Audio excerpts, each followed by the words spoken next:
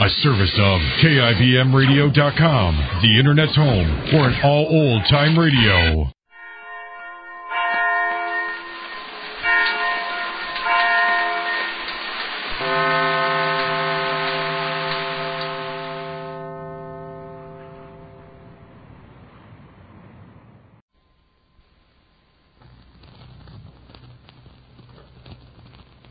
Information, please.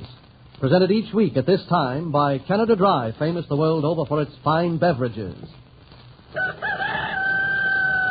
Wake up, America. Time to stump the experts and enjoy a glass of refreshing Canada Dry ginger ale. Every week at this time, Canada Dry supplies 4 experts extraordinary for you to make sport with. You supply the questions, and if you're able to stump these wise men, well, it's a fine day for you. Let me tell you how it's done. You may submit from 1 to 3 questions with the correct answers. For every question we use, whether or not it's answered correctly, the sender gets $5. And if your question stumps our board of experts, you not only get $10 more, but in addition, you receive a complete 24-volume set of the current Encyclopedia Britannica. Mind you, this is only if your question stumps the board of experts. Our editorial staff may reword your question a trifle. Don't worry about it. Whenever there is a duplication of questions, Information Please uses the one that was submitted first. All questions become the property of Information Please and should be addressed to Canada Dry, 1 Pershing Square, New York City. Or if you live in Canada, Canada Dry, Toronto. And now may I present our Master of Ceremonies, Mr. Clifton Fadiman, literary critic of the New Yorker magazine. Mr. Fadiman. Ladies and gentlemen, Information Please is still the same spontaneous and completely unrehearsed program it has always been. The experts never see or hear any of these questions before you do. Tonight, we have our 2 regular mental giants with us. John Kieran, the sports authority whose amazing memory almost never lets him or us down. And Franklin P. Adams, the conductor of the Conning Tower in the New York Post, who's an expert in so many unrelated fields that we can always count on him for plenty of help. Our 2 guests this evening are first Christopher Morley, whom you've met before on other Information Please broadcasts, and whose new novel, Kitty Foyle, continues to hold its place on top of the bestseller list. Our second guest is a violinist and composer who is famous the world over and who needs no further introduction, Mr. Albert Spaulding. To our listeners we say, remember, for each question that's missed, Canada Dry rings up $10, and that's paid out to the sender, plus 24 volumes of the latest edition of the Encyclopedia Britannica. Now, we're off with a question which is off the record, gentlemen, so that if you muff it, you shall have the thrilling experience of not losing $10 and not losing 24 volumes of the encyclopedia. This question is as follows. Can you identify the famous American musician and the American political figure who was his superior officer when both were members of the same flying squadron abroad? Gentlemen? Is that question clear? Does this recall nothing to you, Mr. Spaulding? Repeat the question, please. Can you identify the famous American musician and the American political figure who was his superior officer when both were members of the same flying squadron abroad? It's easy to identify the political figure. Yes, who was that? That was Chiarello LaGuardia, yes, present mayor of New York. And his subordinate officer was a man who was trying to be a musician. At that Myself. time. Mr. Albert Spaulding, yes. Both of you have done rather well for yourselves since then, Mr. Spaulding, may I say. Well, we're not complaining. No, I realize that. Well, there is our off-the-record question, which starts us off. Now, the first real and genuine question, coming from Mrs. W.H. Nudd of Yonkers, New York, is this. It's almost Christmas time. Most of you have, I hope, completed your Christmas shopping. Don't forget to mail early, gentlemen. You have made up a Christmas list, let us say, consisting of 4 items.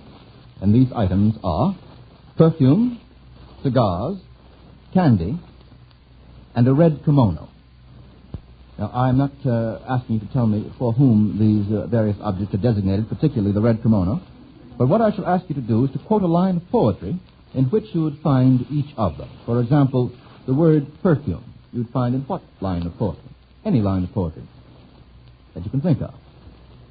And by the way, this is not easy. Mr. Spaulding, you going to give us one? Yes. All right. The sleepwalking scene in Lady Macbeth. That's quite right. All the perfumes of Arabia will not wash this little spot away.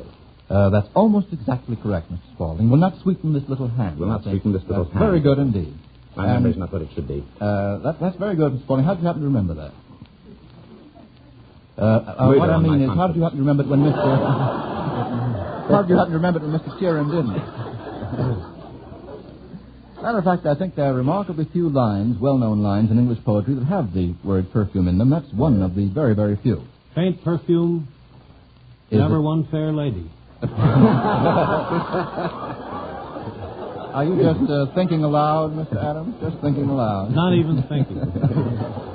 Just emotion. Well, we're all set on perfume. Now, how about cigar or cigars? Mr. Kieran had his hand up first.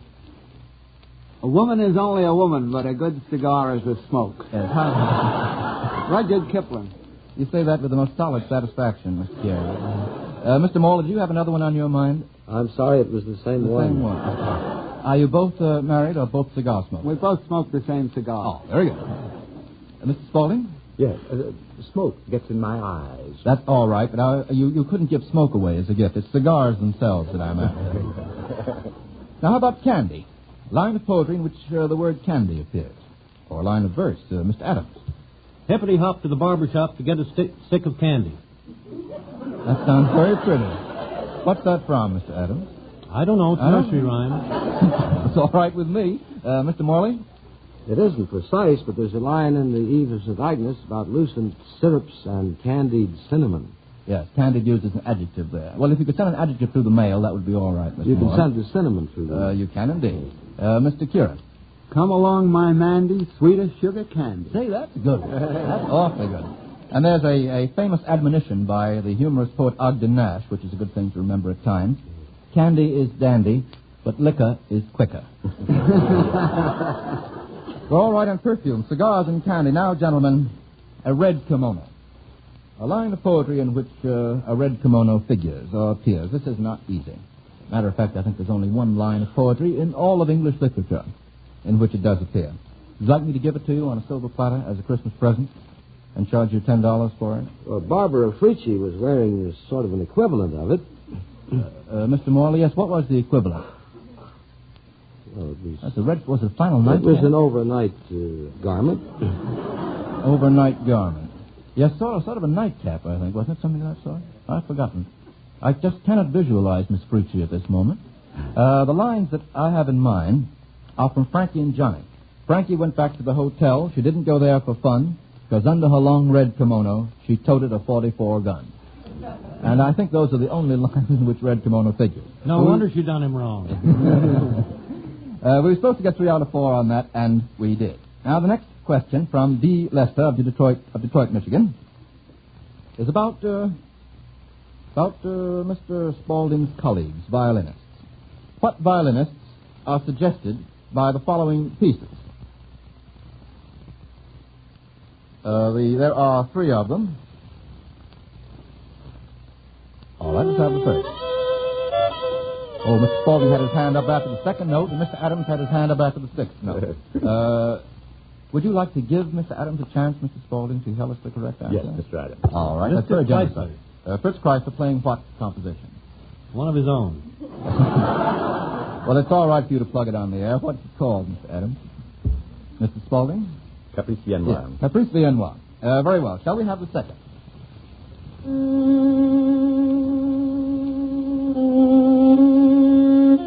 Mr. Spaulding had his hand up almost immediately. Mr. Spaulding? Well, the piece is Schubert's Ave Maria, yes, and it's very closely identified with Misha Ehrman. Is it really? Yes. Much more closely, for example, than with Yasha Heifetz? Well, Misha preceded Yasha by nearly 10 years in this country. Yes, I'll accept that. Though I think it is associated perhaps with either of those two famous violinists. Very good. And now the third and last of them. Now, Mr. Spaulding, remember that you have to give us not only the name of that composition, but the violinist associated with it. The name of that composition is The Bee, and it is by Francois Schubert, not to be confused with Franz Schubert. We never would confuse you. No. And the violinist is Jack Benny. Why, Mr. Spaulding.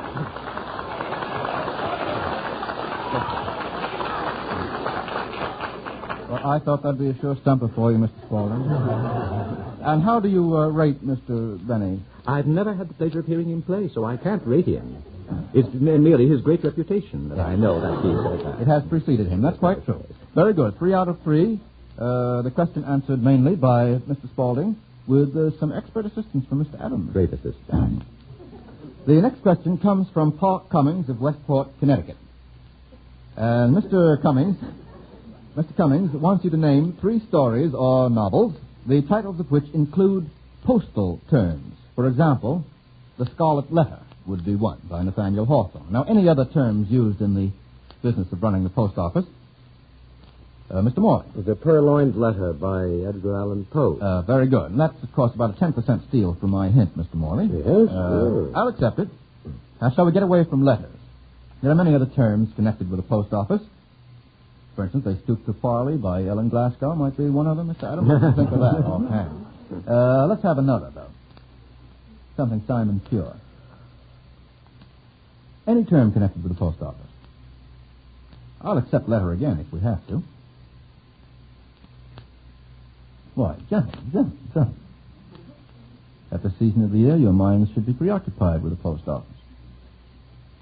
Well, now, let me start you off with another. The Postman Always Rings Twice by James Cain, a bestseller a couple of years ago. Would, I think, be a pretty good one. How about that? With the Night Mail by Kipling. Oh, I don't know. By Special Delivery, a short story by O. Henry. Gentlemen, I'm afraid we have to stump you on that. $10, please. Going to Mr. Cummings, courtesy of Canada Dry. Shall I give you a few more, just for the fun of it? R.F.D. by Charles Allen Smart. A very good book of about 2 years ago. And Eugene O'Neill once wrote a little play called In the Zone. That might get by. Here's another question from T. Thompson of Philadelphia. Now, gentlemen, there were 5 ships that were involved in the Graf Spee incident that you've all been reading about, not including the Graf Spee itself. I want you to name, or Mr. Thompson does, 4 out of these 5 ships. If you've been reading the papers carefully, you should be able to do this. 4 out of the 5. Now, you can collaborate on this if you will. Mr. Kieran had his hand up first. I'll give one. All right, one will start us off. The Exeter. The Exeter, which was one of the English cruisers, of course. Right. Mr. Morley, were you going to help us out with another? Well, the Ark Royal and the Renown were on the way there. I don't know whether they were... I don't think I'd include them. Mr. Kieran. I think another one was the Somerset. What is the Somerset? What was its position in the incident? What part did it play? It's an English boat. Yes?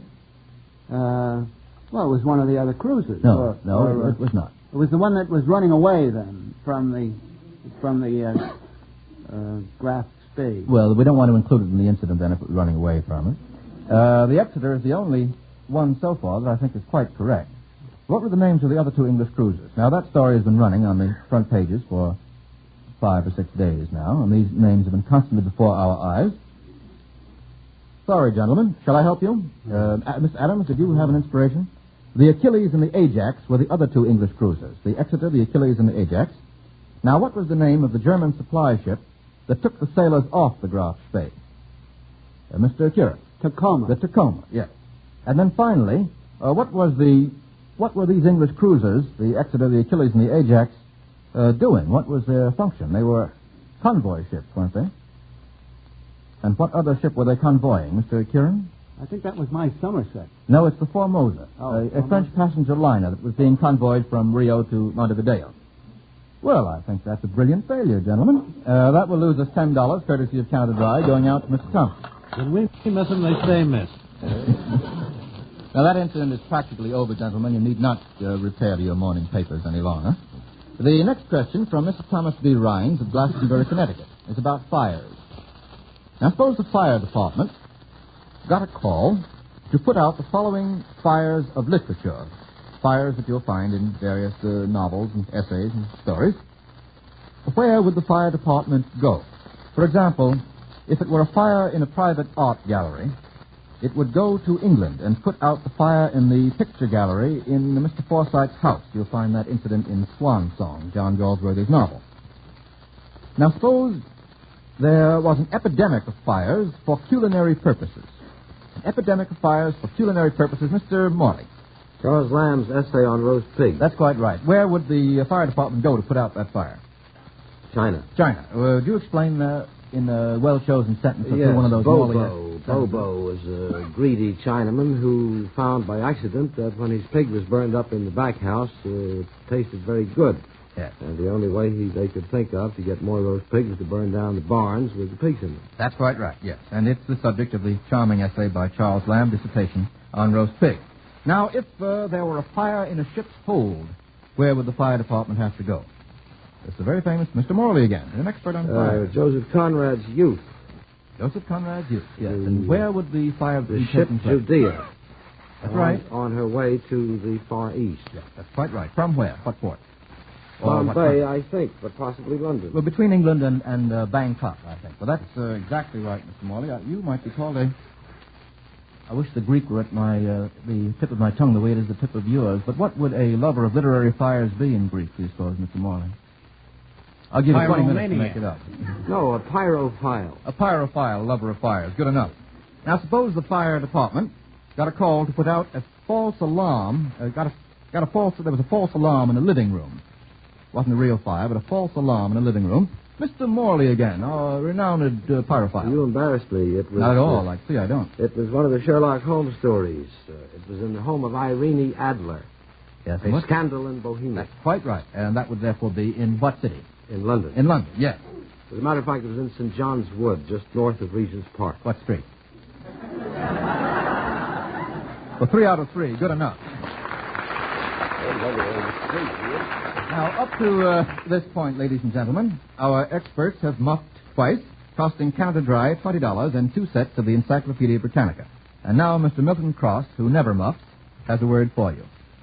At this time of year, shopping lists are usually filled with popular suggestions for every member of the family.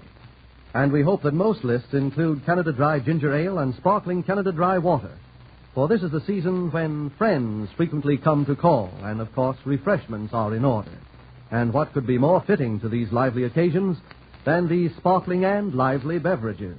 For Canada Dry, the champagne of ginger ales, is a delicious drink that supplies quick energy, refreshes inwardly, aids digestion, or in a word, it's gingerbating, while sparkling Canada Dry water is the perfect club soda that adds flavor and life and blends well with your favorite drink.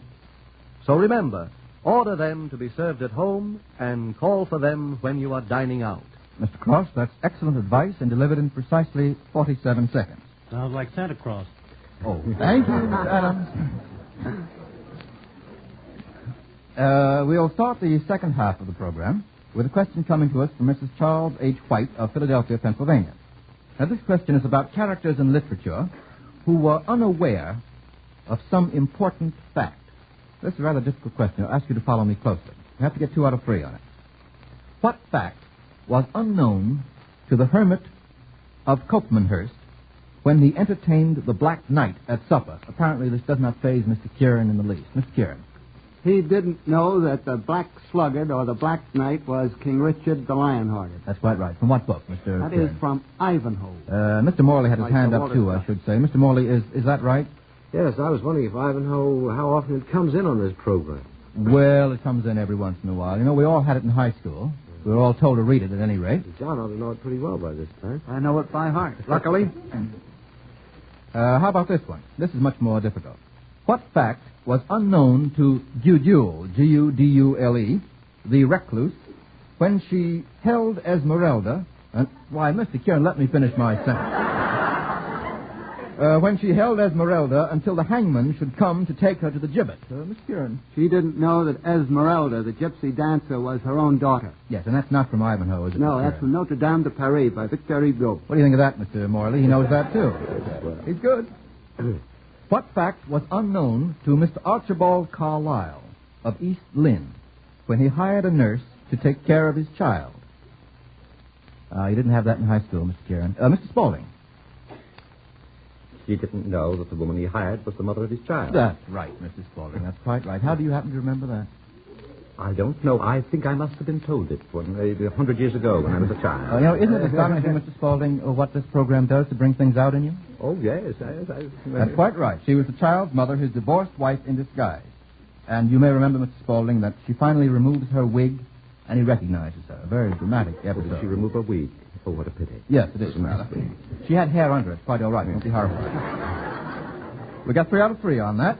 Mr. Spaulding and Mr. Curran doing the hard work. The next question from A. Mills of Baltimore, Maryland, is a musical question.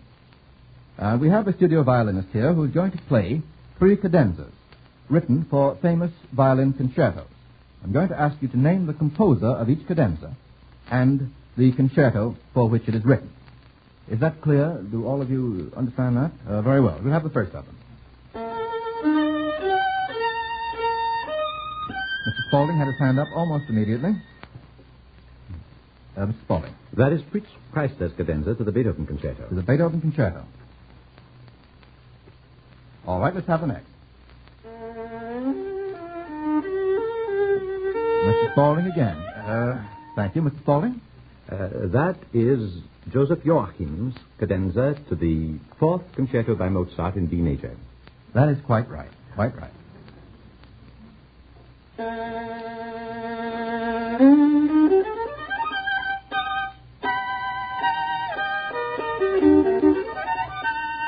Mr. Spaulding?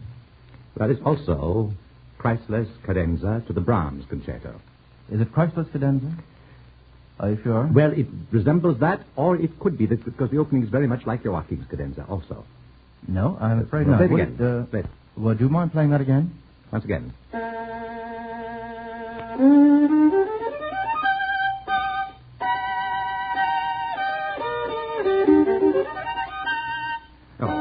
Mr. Spaulding?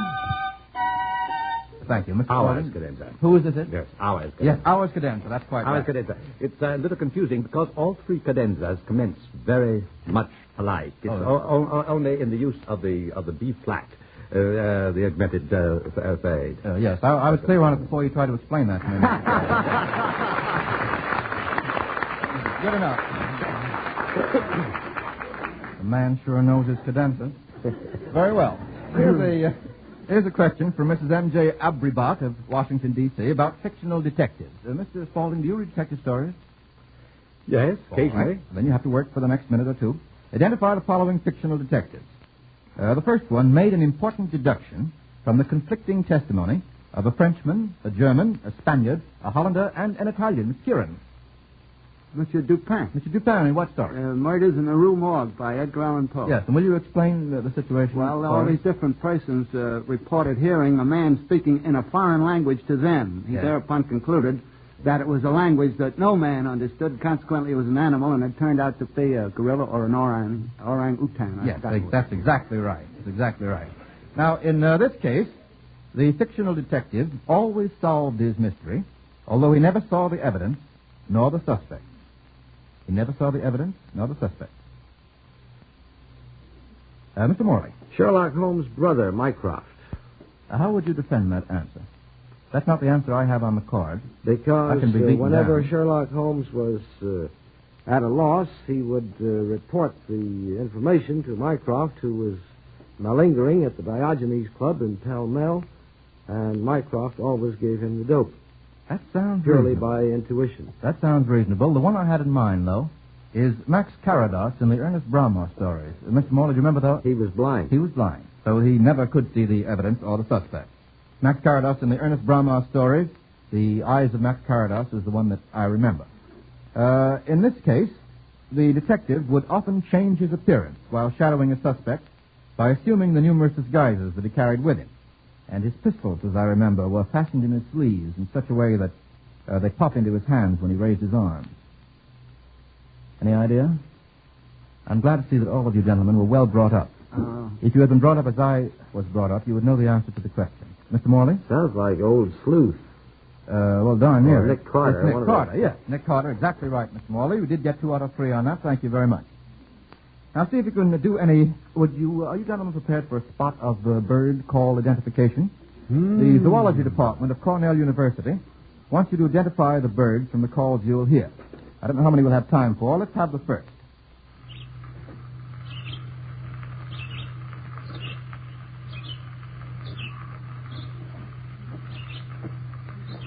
That scratch is not a bird, Mr. Curran. That's just something that we have on the machine. Mr. Morley? I know that's the bird you hear about 5 o'clock in the morning, but John... The 5 o'clock bird? I don't think very there's early. such a thing. Any idea, Like Mr. a Kieran? I don't know the faintest idea. I never could tell birds off a phonograph. That's a catching worm bird. I'll tell you. It's the red-eyed vireo. What is a red-eyed vireo, Mr. Yeah, Kieran? I know a red-eyed vireo very well, but I never would know it from that sound. And what other kind of eyes do they have?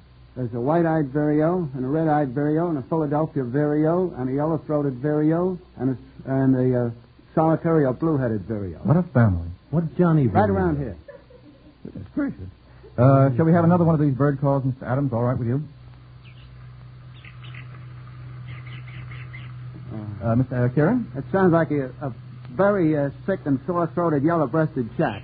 I think it's a very healthy brown thrasher. Oh, Let's have the third. Shall we have the third?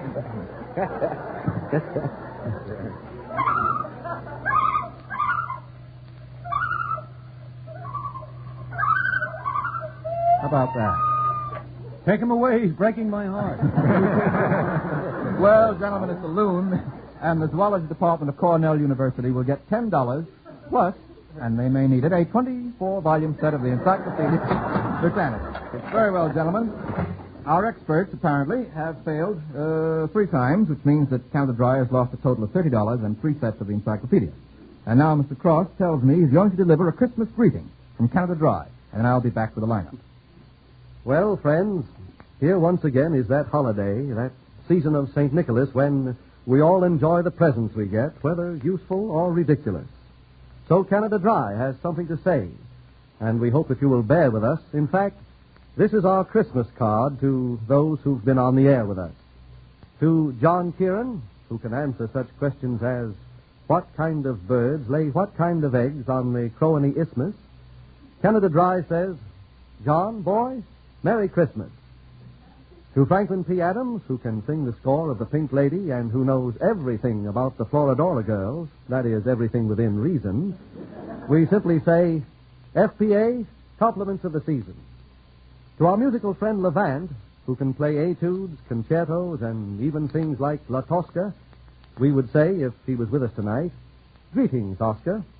And to Clifton Fadiman, the incomparable, whose ready wit rules these experts so well, we say in French, which of course he speaks fluently, Joyeux Noël. And finally, to every listener on every radio station, Canada Dry sends greetings as lively and sparkling as pinpoint carbonation. And a Merry Christmas. And a Merry Christmas from Canada Dry to you, Mr. Cross, and to you, Mr. Morley, and to you, Mr. Spaulding.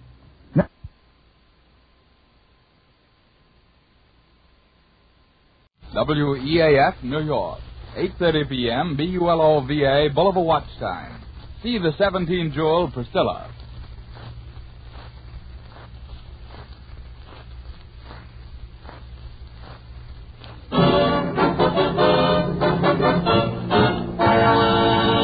A pack of Avalon cigarettes, please. Yes, sir. Just a moment, sir. Don't forget your change. You'd never guess, but Avalon's cost you less. So why not roll with Avalon, with Avalon?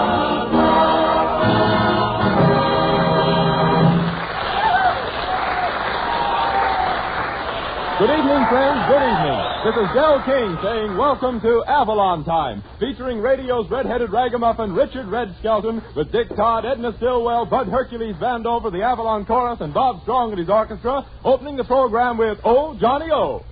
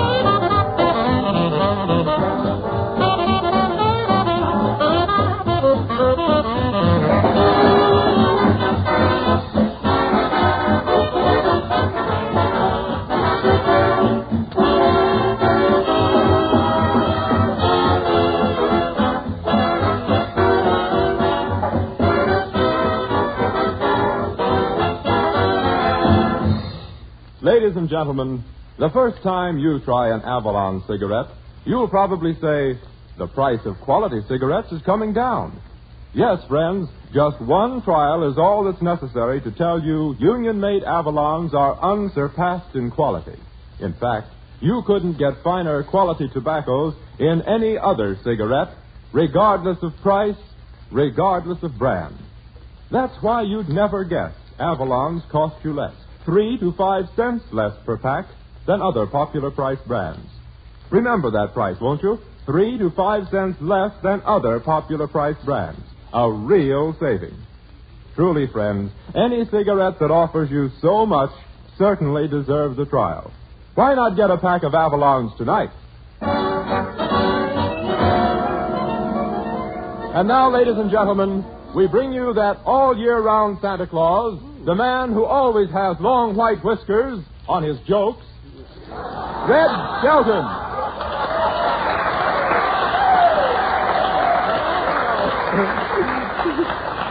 Thank you very much, and good evening, ladies and gentlemen. And, Del, that was a very unwise remark for you to make at this time of the year. You know, present, present, present. Oh, yes, you were doing your Christmas shopping yesterday, weren't you, Yeah, Red? how did you know? I saw you in Woolworth. Yeah. Now, wait a minute. I only went in there to buy some stickers for Christmas packages.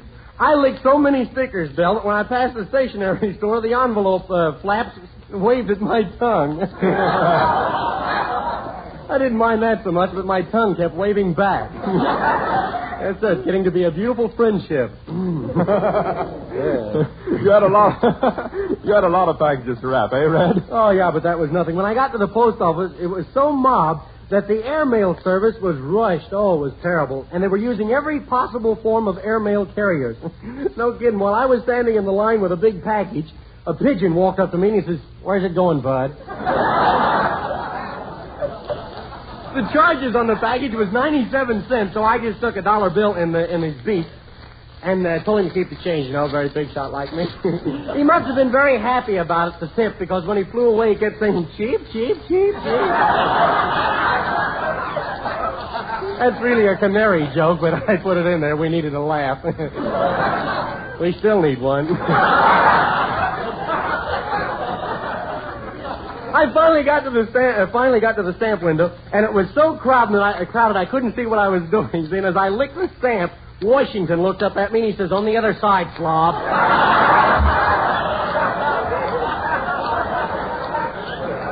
No kidding. By this time, I was so knocked out that I went to sleep right by the window with my mouth open. And a nearsighted old lady came up and stuck a 50-cent stamp on my tongue, and I woke up the next morning in Detroit. Hiya, Skelton. Oh, Dick Todd, ladies and gentlemen, our singing star. Say, have you got a little Christmas carol for tonight, Dick? Well, not exactly. I'm singing I Thought About You. Oh, that's very nice. But I'm crazy about carols. Eddie Lamar's ain't bad either. Sing, Dick.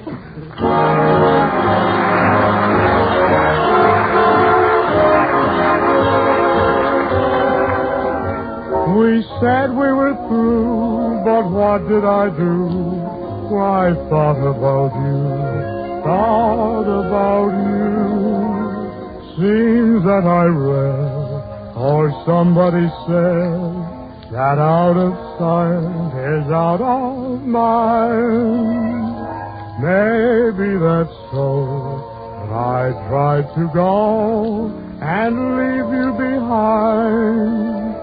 What did I find? I took a trip on a train, and I thought about you. I passed a shadowy lane, and I thought about you. 2 or 3 cars parked under the stars, winding stream, moon shining down on some little town, and with each beam, same old dream. At every stop that we made, so I thought about you. But when I pulled down the shade, then I really felt blue. I peeked through the crack and looked at the track, the one going back to you.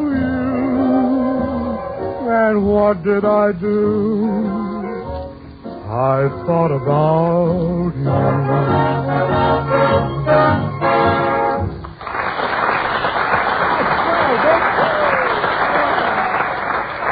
Ah, that was very nice, Dick. And to show you just how much I really enjoyed it, I'm going to give you your Christmas present right now. Here it is, Dick. Oh, Red, you shouldn't have done it. Oh, go on. Open the box. Take a look at it. Go ahead. Let's see. Oh, it's lovely. Yeah? Gosh, I've always wanted a pincushion. But not that much. Well, that's my little gift to you, Dick. Say, you got anything you want to say to me, Dick? Yeah, thanks. Gosh, I didn't get you anything, Brad. No? I feel like a heel. Oh, don't be silly, gee. I didn't expect anything from you, Dick. Gosh, you don't have to feel like a heel. You heel. Well, I may as well give the rest of the cast their presents while they got time to go out and do a little shopping. Oh, Edna. What is it, Mr. Skelton? And honest, I didn't expect anything. Yeah. Well, you're going to get it anyhow. Here, I got a surprise for you. Put your hand in my pocket. There. Yeah, what do you feel? A big roll of bills. That's the wrong pocket. Here it is. That's for you, Edna.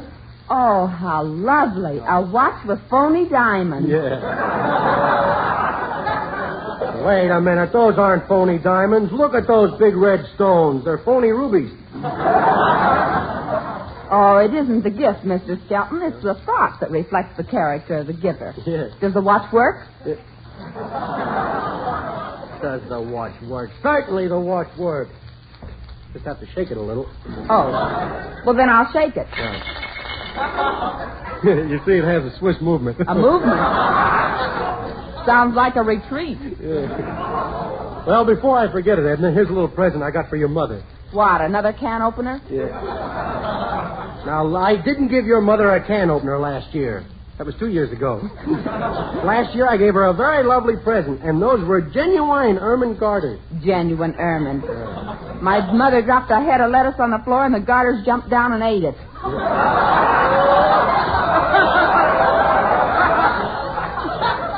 Those were rabbit garters. They were not rabbit garters. Well, then how come my mother has 6 pairs now? Well,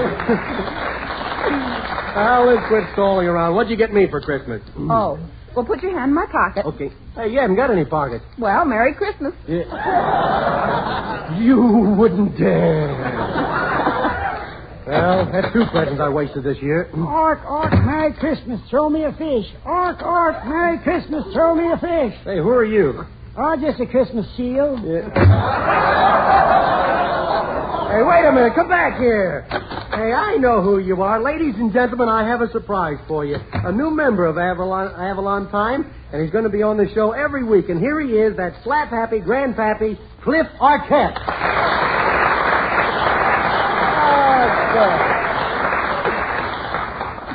Well, hi, diddle, kids.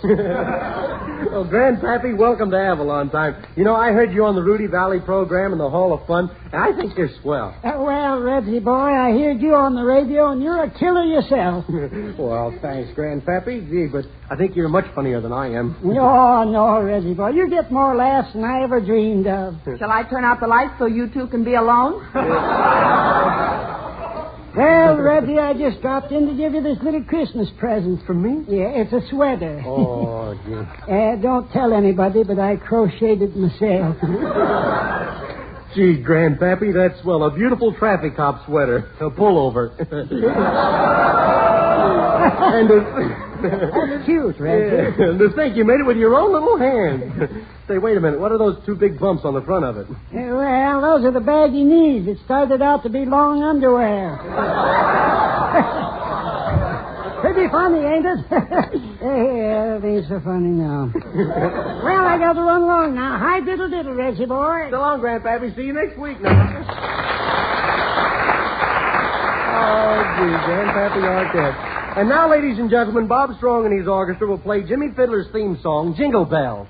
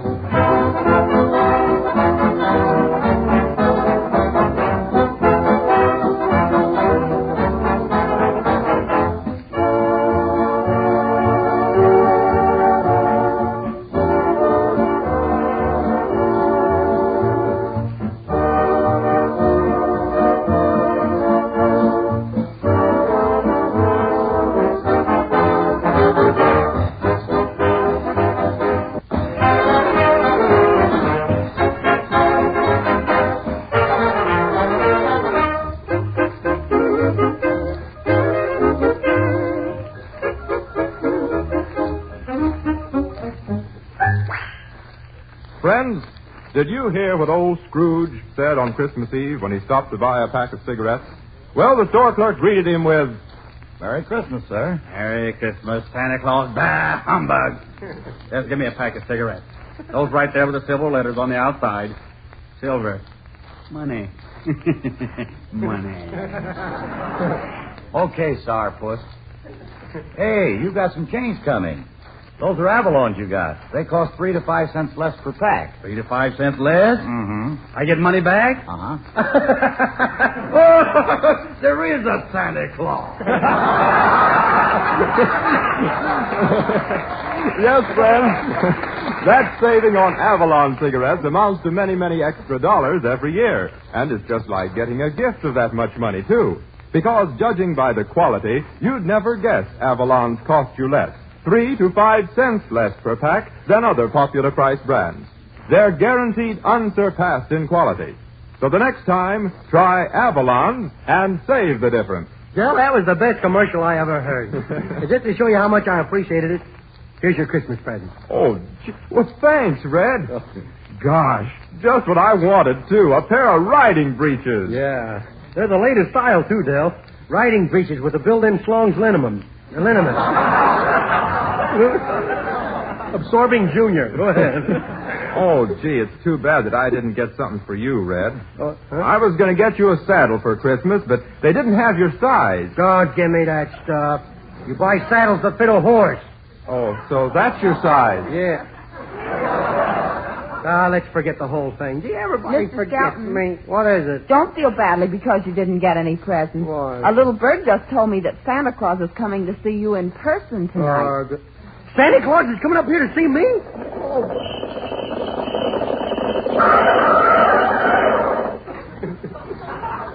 If that's Santa Claus, he better have his reindeer's valves ground. Well, here he is, ladies and gentlemen, and he's red too. Wait a minute, are you Santa Claus? Well, I'm not the good humor man with high blood pressure. Hercules, if you're supposed to be Santa Claus, where's your whiskers? Whiskers? Oh, my goodness. I thought that breakfast food tasted flat this morning. Look, the next time you eat shredded wheat, you better put your whiskers up in a snood. Say, I heard you drive up just now. Tell me, do you whip your reindeers to make them pull a sled? Oh, perish the thought, kiddo. Why, I wouldn't make those poor reindeers pull that sled. Well, how do you get anywhere? We all jump on the sleigh and go belly whopping. See, that must be fun, Hanky. Fun? Say, Mr. Skelton, did you ever have a reindeer jump on your back horns first? Well, must be kind of nice playing Santa Claus, Herky, except for going down those dirty chimneys. Oh, it suits me.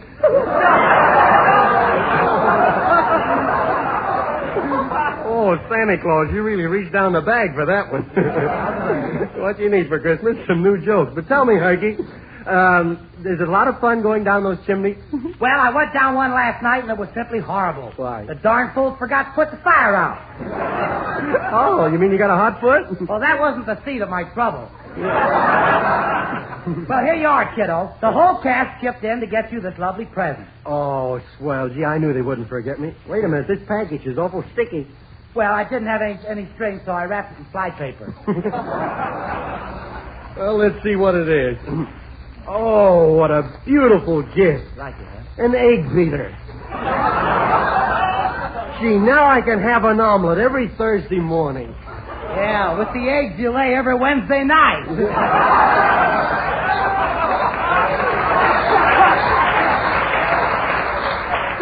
Well, I gotta go now, Mr. Skelton. You see, I have to deliver some presents to my little friends out in Hollywood. Yeah? See, there's Shirley Temple, Jane Withers, and Baby Snook. Herky, are you a friend of Baby Snook? Am I? Why, I've known Baby Snooks ever since she was 45. Well, goodbye, Betsy.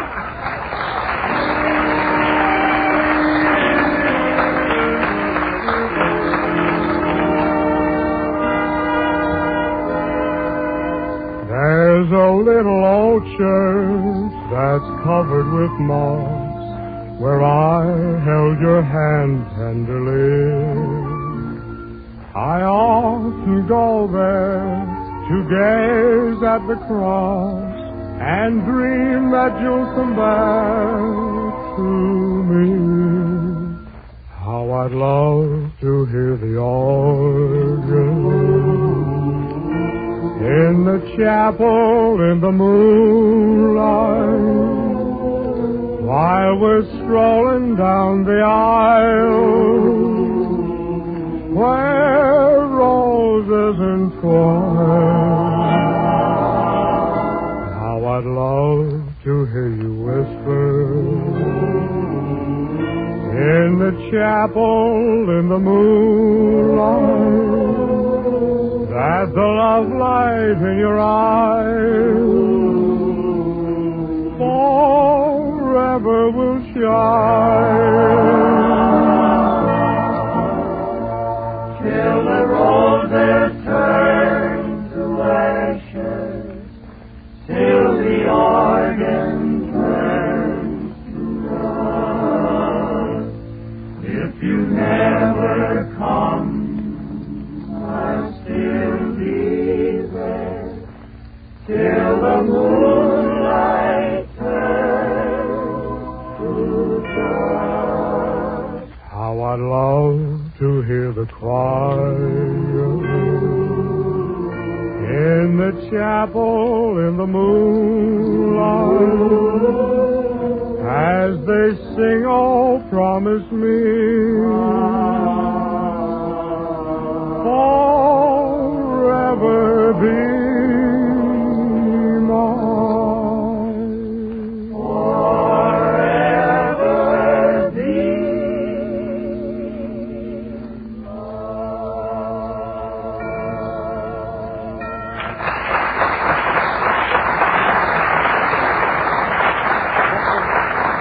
That was Dick Cobb and the Avalon Chorus singing Chapel in the Moonlight. Hey, Dick, how come you always sing songs about chapels in the moonlight?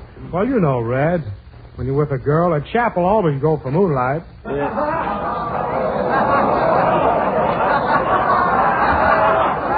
That's very funny. Now, allow me to give you another Christmas present, Dick. Here. Oh, why, Red, you dropped it. Yeah, leave it lay, Dick. It's your option. And now we come to our slice of life. You set the scene, Del. Okay, Red. As you know, ladies and gentlemen, women are more and more taking the places of men in business. Tonight's Slice of Life shows what happens when the wife works and the husband takes care of the house. As the scene opens, the husband is alone in the parlor. Knit 2, purl 2, drop 1, drop kick, touchdown. I wonder where Edna is. She's never this late. Oh, why does she worry me like this? All day I've had a terrible feeling that something was going to happen to her. And I had the same feeling the day they hung Dick Tracy in the well. Oh, she could at least call me. Oh, for goodness sake, another salesman. Well, I won't go to the door. I don't care if you knock your knuckles off. Take it easy there. Well, guess you left your door open. Good afternoon, madam. Good afternoon, madam. Madam, wait a minute. Don't let this apron fool you. Oh, very funny, sir. Very funny. Now, I have here... I don't want any. Customer's always right. Yes. Never try to force a sale. Get your foot out of the door. That's right. Keep smiling, sir. Let go of my apron. I have a real bargain here. Get your hands from off my throat. Look, Bud. I'm trying to get an education by selling magazines. Yeah? If you buy 4 magazines, you'll help me through college. I don't want any. Well, why don't you buy 2 and help me through high school? Now, with every copy of a Real American magazine, we give away absolutely free a full-blooded Indian. Yeah. I can't use it. Well, how about the Home Companion magazine? With every copy, I personally brush your teeth, comb your hair, and carry out your ashes once a month. Get out. Get out! I said get out! Darn house-to-house salesman. Give him an inch, and he'll take a foot and shove it through the door. And slamming my door that way. I better look in the oven. If he made my cake drop, I'll scream. Hello, dear. Well, it's about time you got here. Where have you been? Well, I had to work late at the office. You get every night the same thing. Now, don't get excited, dear. And how about dinner? That's all you ever think about. I'm tired cooking for you. It's no fun opening 30 or 40 cans every day. I'm getting apple its wrist. Why don't you do the housework and let me go out and get a job? Oh, now, dear, a man's place is in the home. Oh. Now, how about something to eat? Dinner is burned. What happened? There was a fire at the delicatessen. Well, fix anything, dear. I've had a hard day today. You had a hard day. How about me? You know what I go through with these neighbors? That Mr. Jones next door. He's such a cat. We were both hanging our laundry in the yard this morning, and he looked over at mine, and he says, tattletale gray. Oh, I hate him. Oh, stop whining. Get dressed and we'll go out to dinner. Get dressed? You know I haven't a thing to wear. What's the matter with your gray suit? Well, that's the only rag I've got to my back. Don't I deserve more? I slave for you. Wash dishes. Look at my manicure. Run. I'm sorry, dear. I know you're a good husband. Darling. What is it, Richard? Well, I was looking in the paper today, and I saw the cutest new suit. Only $17.50 with 14 pair of pants and a bicycle. We can't afford it, Richard. Look at these bills of yours. Kidney plasters, 80 cents. Aspirin, 30 cents. $5 for a tooth extraction. That's $6.10 for your own selfish pleasure. No wonder you're always running low on your allowance. Well, how do you expect me to run a house on $20? Look at Mr. Smith down the street. His wife gives him $30 a week. Well, Mr. Smith, I'd give him 30 myself. Yeah. You brute. You big brute. My father always said you had shifty eyes. Fighting with me this way and at this time. Why, Richard. What do you mean? Of course, you wouldn't notice what I was doing when you came in. I'm sorry, dear. What were you doing? Knitting. Knitting? Knitting what? Little sweaters. Darling, do you mean? Yes. Our police dog is going to have rickeys.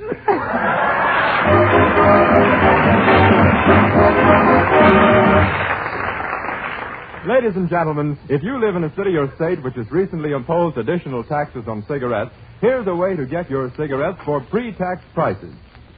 Switch to Avalon cigarettes. You see, Avalon's regular price is 3 to 5 cents less per pack than other popular price brands. And that saving brings your cigarette cost down to the old lower price, the pre-tax price. Yes, friends, no matter where you live, union-made Avalon save you money and at the same time guarantees you unsurpassed quality. Avalons are truly an unusual cigarette and certainly worth a trial. Get a pack tonight.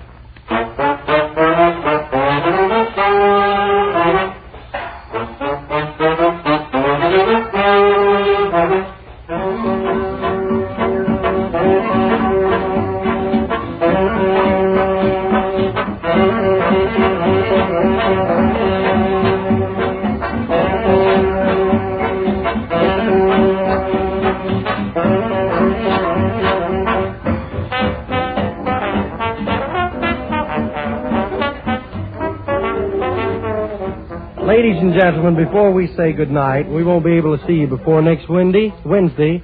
And on behalf of our sponsor, the cast, and myself, we want to wish you a Merry Christmas. And I hope Santa Claus leaves in all your stockings the things that you've been hitting for all week.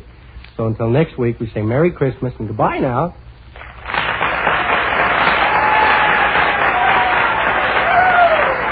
Well, friends, we hope that you've enjoyed our show and be with us next Wednesday night at the same time when the Brown & Williamson Tobacco Corporation again presents Red Skelton, Slap Happy Grandpappy, Cliff Arquette, Dick Todd, Edna Stillwell, Bob Strong and his orchestra, and the entire gang in Avalon Time. This is Del King speaking, reminding you that during the week when you ask for Avalon cigarettes, don't forget your change. So why not always travel on with Avalon?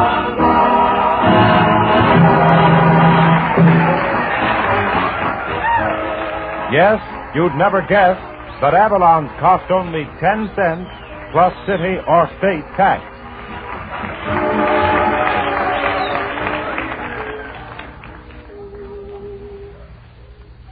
Pipe smokers, attention.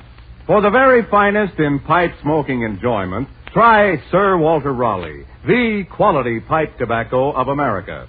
Sir Walter Raleigh is the largest selling pipe tobacco in the Army, in the Navy, on American college campuses. In fact, everywhere you find men who know quality smoking.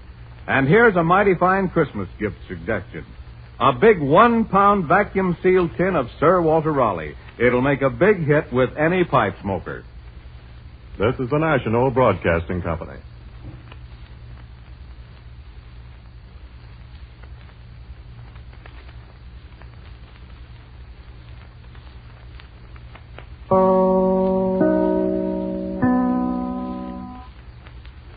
WEAF, New York, 9 p.m., BULOVA, Boulevard Watch Time.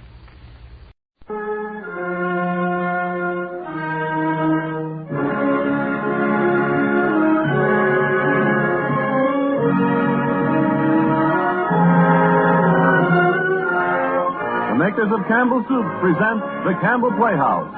Orson Welles, producer.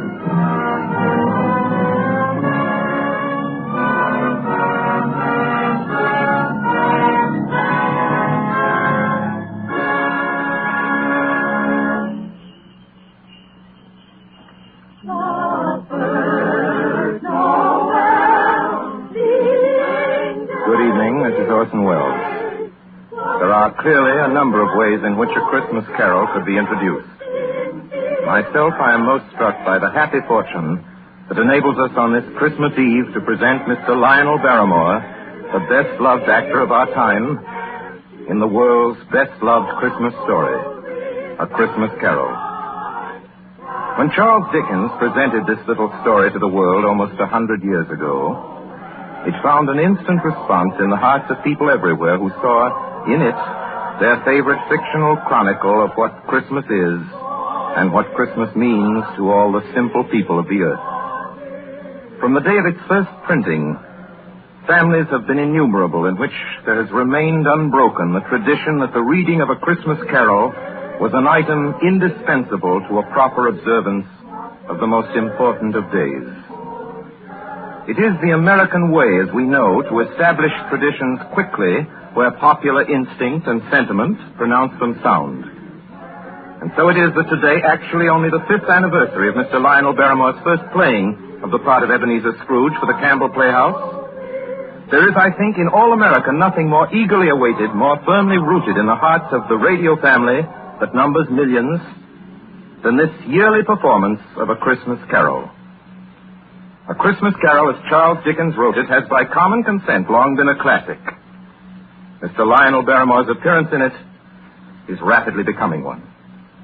And now, just before A Christmas Carol, Ernest Chappell has a special Christmas greeting from the makers of Campbell Soups. Mr. Chappell? Thank you, Orson Welles. As the old year draws toward its close, we of Campbell's feel a bond of warmth and gratitude toward each of you, our friends. For you see, in homes everywhere throughout the land, Campbell's Soups have been welcomed. Day by day and week by week, you have placed confidence in us and in the foods we make. And there isn't anything we appreciate more deeply than the fact that so many of you have elected to let Campbell's make your soups for you. And so when Christmas comes, we look about to find some way to show our appreciation, some Christmas present by which to say thank you. The gift we chose 5 Christmases ago and have chosen each year since has become a part of Christmas to many and many a family. It has become a Christmas custom, as Mr. Wells said, to gather round the radio to hear and to enjoy A Christmas Carol. And since it is Christmas Eve, we hope, too, that the younger members of the family are permitted to stay up and listen before dreams and visit of Santa. We get a great deal of pleasure planning and preparing this Christmas gift. And now it's ready. Off come the wrappings. Off come the tags that say, please do not open till Christmas. Out comes the card. To you, from Campbell's. And here is the gift itself.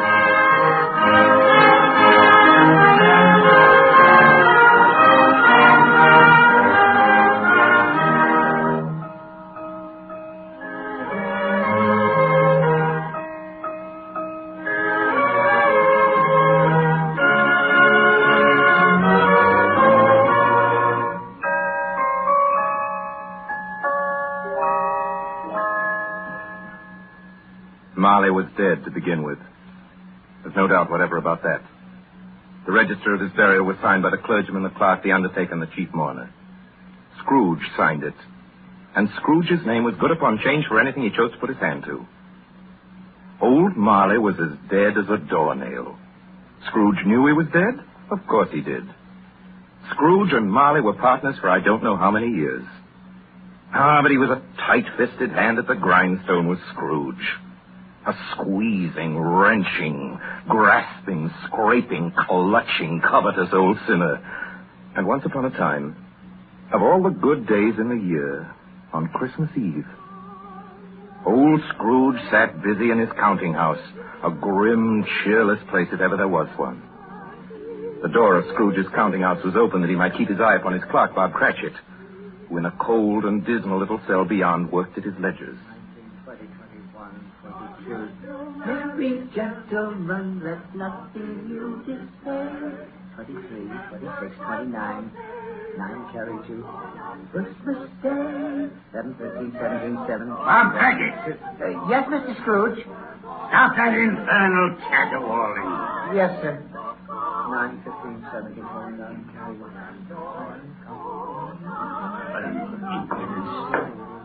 Singing their idiotic Christmas carols is my very door. Come on! Get away from my door! Go somewhere else and bellow your blasted carols or I'll give you in charge. Sorry, Governor. It's an old custom at Christmas time, you know. Yes, and I don't want any of your old customs. Take your fellow fools and go away. Christmas. Blah. Right, sir. Merry Christmas anyway, sir. Blah. Now you get that letter from Higgins and Blackthorn, Cratchit, and then I want you to finish posting this ledger. And after that, you can pop over to Fothergill's and tell Ephraim Fothergill you've come after the 17 shillings and 6pence he's owed me since Michaelmas. And tell him I shall have a constable over there if he doesn't pay up at once. Mr. Papico's wife has been ill, sir. Oh, what do I care about his wife? I want my 17 and 6. I just thought it being Christmas, sir.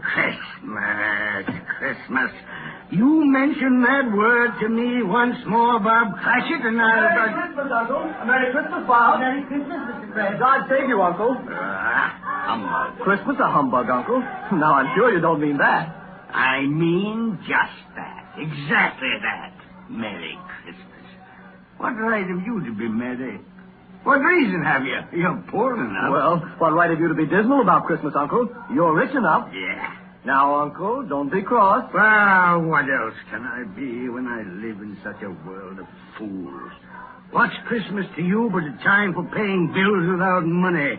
Merry Christmas. A time for finding yourself a year older and not an hour richer.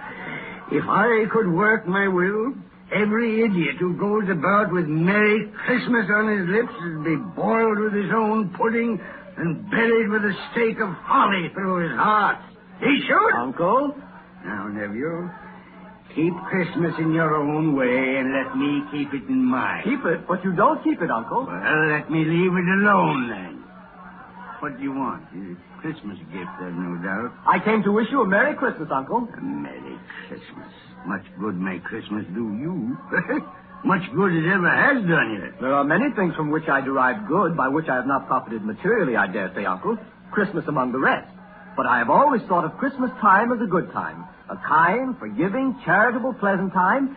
And therefore, Uncle, though it has never put a scrap of gold or silver in my pocket, I believe it has done me good and will do me good. And I say, God bless it. God bless Christmas. Hurrah! Let me hear another sound out of you there, Bob Cratchit, and you'll keep your Christmas by losing your situation. Yes. As to you, nephew, I wonder you don't go into Parliament. You talk enough nonsense. Oh, don't be angry, Uncle. I want nothing from you. I ask nothing of you.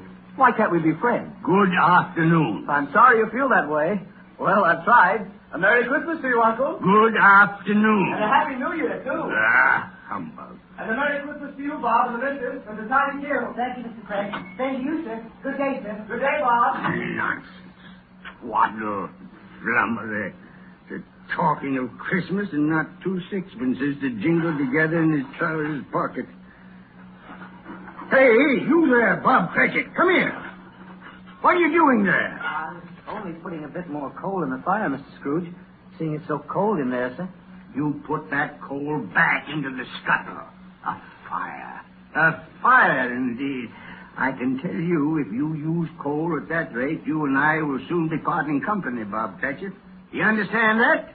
There's many a young fella like your situation, you know. I'm sorry, sir. My fingers were getting a little stiff with the cold. Then put on your mittens. There's someone at the door. Go on, see what it is. Yes, sir. Good afternoon, sir. Good afternoon. This is the firm of Scrooge and Morley. Yes, sir. I should like to see the head of the firm, if I may. Oh, very good, sir. What is it? A gentleman to see you, Mr. Scrooge. Huh? Have I the pleasure of addressing Mr. Scrooge or Mr. Morley? Marley's been dead these 7 years tonight. I'm Scrooge. Well, now, Mr. Scrooge, at this season of the year, it's only fitting that we who are more fortunate should raise a fund to buy the poor some meat and drink and means of want. You may not believe it, sir, but many thousands are now in want of common necessities, and hundreds of thousands are in want of the simplest comforts. Are there no prisons? Well, there are plenty of prisons, sir. And the workhouses. They're still in operation, I trust? I wish I could say they are not, but they are, sir. The treadmill and the poor law are in full vigor, then? Both very busy, sir. I'm glad to hear that.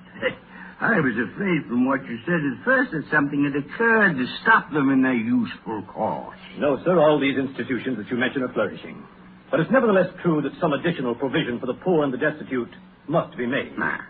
A few of us upon change are endeavoring to raise such a fund, you see. And what shall I put you down for? Nothing. Oh, I see. You wish to be anonymous, sir. I wish to be let alone. I don't make merry myself at Christmas time, and I can't afford to help make a lot of idle people merry. I help to support the establishments that take care of the poor. They cost enough. Let those who are badly off go there. Many can't go there, sir. And many would rather die. Well, my advice to them is to do so and decrease the surplus population. Besides, I've only your word for it that all this is so. It's the truth, Mr. Scrooge. Well, so be it then. It's not my business. It's enough for a man to understand his own business and not to interfere with other people's. Mine occupies me constantly. Good afternoon, sir. I quite understand, Mr. Scrooge. Good Thank you. afternoon. Show this gentleman out. Yes, sir. This way, sir, please. Sir, I couldn't help overhearing. I should like to contribute tuppence. Thank you. Yes, sir. It isn't much, but it's all I can afford. But there are others in worse situation than I. You're a generous fellow. I wish I might say so of your employer. Thank you. Yes, sir. Good afternoon, sir. Good afternoon. Thank you. Merry Christmas. Merry Christmas. Yes, sir. Close the door. Yes, sir. 24, 31. 1 and carry 3. New scarlet tippet for Tiny Tim. A comb for Martha. 33, 3 and carry 3. A hair ribbon for Belinda. 4, 7, 12, 15. That's it. Yes, sir. It's too late to have you go to Fothergill's. He'll be closed up for Christmas like these other fools. We may as well close up the place now. Yes, sir. It is getting a little dark. Hard to see the figures. I suppose you want the entire day tomorrow. If it's quite convenient, sir. It's not convenient. And it's not fair, either. But I suppose I can't do anything about it. If I was to stop half a crown of your wages, you'd think yourself very ill-used, I'll be bound. Well, sir, Yeah, but you don't think me ill-used when I pay a day's wages for no work. It's only once a year, sir. Once a year. Once a year, indeed.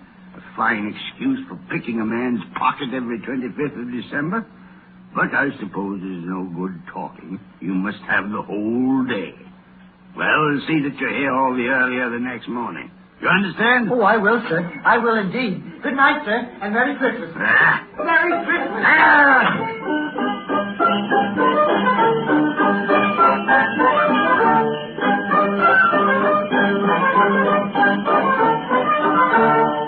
The office was closed in a twinkling, and Bob Cratchit, with the long ends of his white comforter dangling below his waist, for he boasted no greatcoat, went down a slide on Cornhill 20 times in honor of its being Christmas Eve, and then ran home to Camden Town as hard as he could pelt to play with his family at Blind Man's Buff. Scrooge, on the other hand, took his melancholy dinner in his usual melancholy tavern. Having read all the newspapers and spent the rest of the evening with his banker's book, went to his dismal house. Darkness is cheap, and Scrooge liked it. The yard was so dark that even Scrooge, who knew its every stone, had to grope with his hands through the fog and the frost to find the door. Scrooge walked through his rooms to see that all was right. Sitting room, bedroom, lumber room, all as they should be. Nobody under the table, nobody on the sofa, nobody under the bed, nobody in the closet. Closed the door. He locked himself in. He double-locked himself in. And took off his cravat, put on his dressing gown and slippers and his nightcap, and sat down before the fire to take his gruel.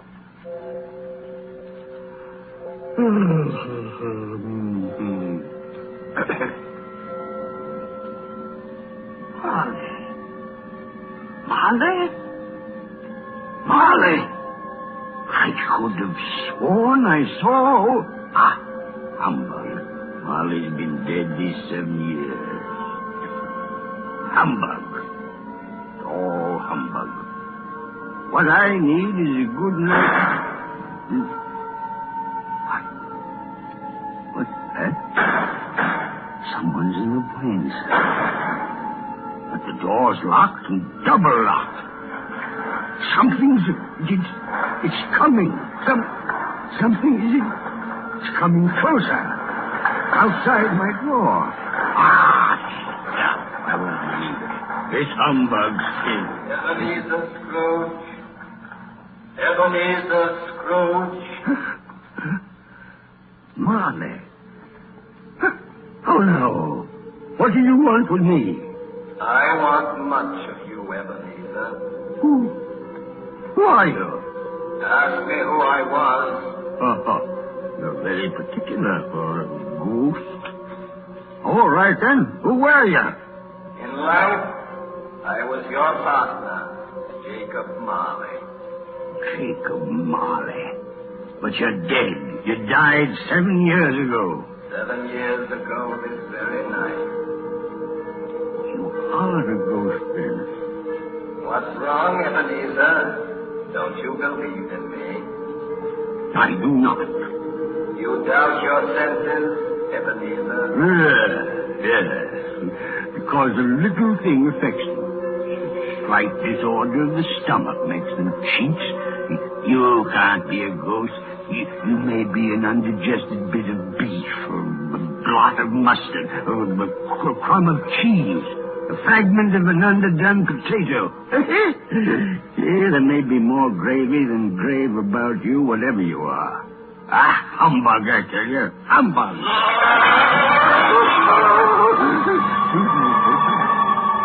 Excuse me. I do believe in you. You are a ghost, Jacob. Thank you. But why do you walk the earth, Jacob? Why do you come to me?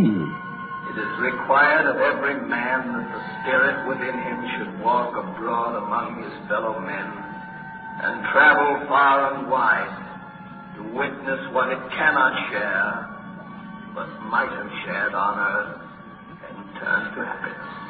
Well, tell me, Jacob, what is that chain you wear around you? I wear the chain I forged in life.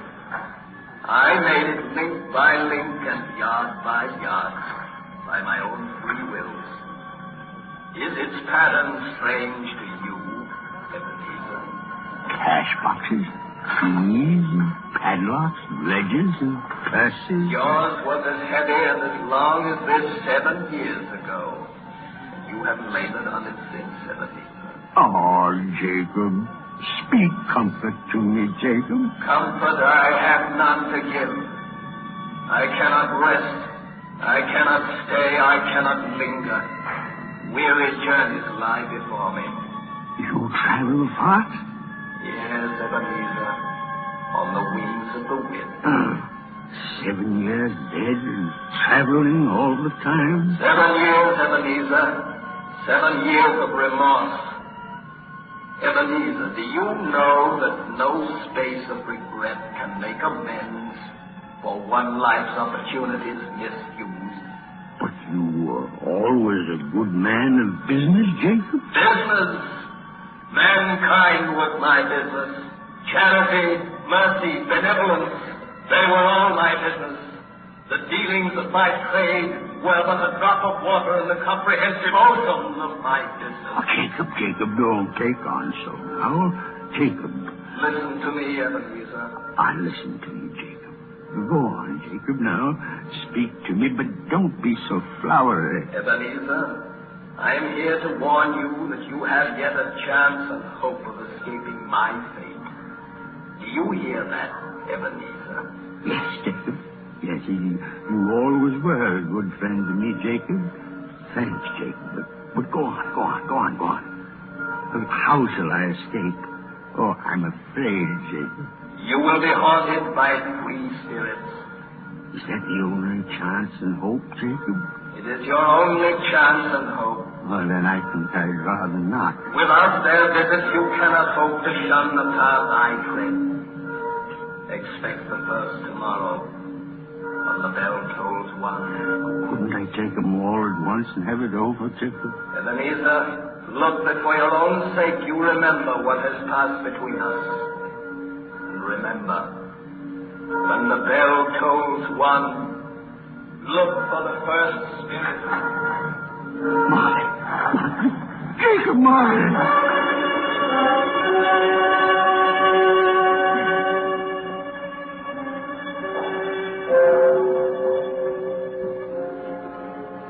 Scrooge awoke. He was lying on his bed fully dressed. Suddenly the curtains of his bed were drawn aside, and Scrooge found himself face to face with the unearthly visitor who drew them as close to it as I am now to you. And I am standing in the spirit at your elbow. It was a strange figure, like a child. Yet not so like a child as like an old man. Its hair, which hung about its neck and down its back, was white as if with age. And yet the face had not a wrinkle in it, and the tenderest bloom was on the skin. The arms were long and muscular, the hands the same, as if its hold were of uncommon strength. Ebenezer Scrooge. Who's that? Ebenezer Scrooge, I have come for you. Are you the spirit, sir, whose coming was foretold me? I am that spirit. What are you? I am the ghost of Christmas past. Long past? No, your past. What do you want of me? What brings you here to haunt me? Your welfare, Ebenezer Scrooge. Rise and walk with me. Oh, no, not out of the window. I can't do that. I'll fall down. I'm not a spirit. I'm mortal, and I'll fall. Bear but a touch of my hand upon your heart, and you shall be upheld in more than this. Come, follow me.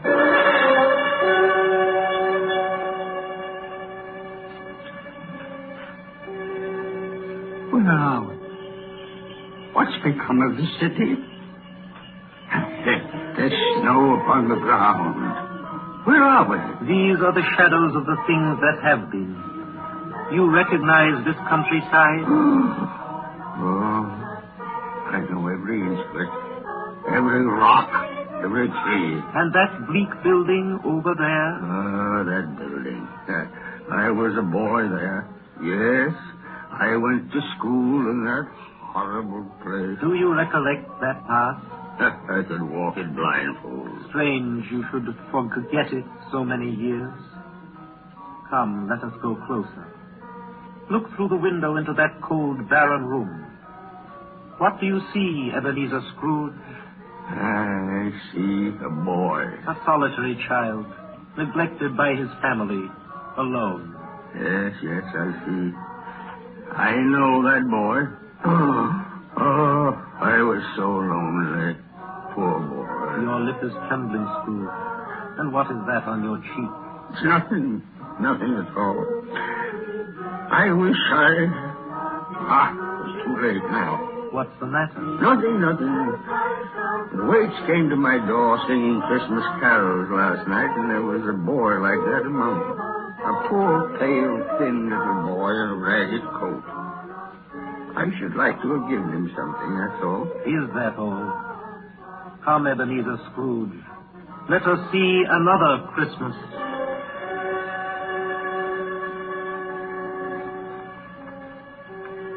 Do you know this place, Ebenezer Scrooge? Know it? Why, this is the counting house where I was apprentice. Listen. It's my old master, bless his heart. Old Fezziwig. My master, alive again. And hosted one of his Christmas parties. Listen to him. Thread the needle and back to your places. And there's Dick Wilkins. Poor Dick. Dear. Yes, and look, there's Mrs. Fezziwig herself, looking younger than any of them. And the tables all loaded with roast, and cider, mince pie, and beer. Oh, what a jolly time we used to have. That carefree young man with a light heart and a gay smile. Do you recognize him? Yes. Merciful heaven.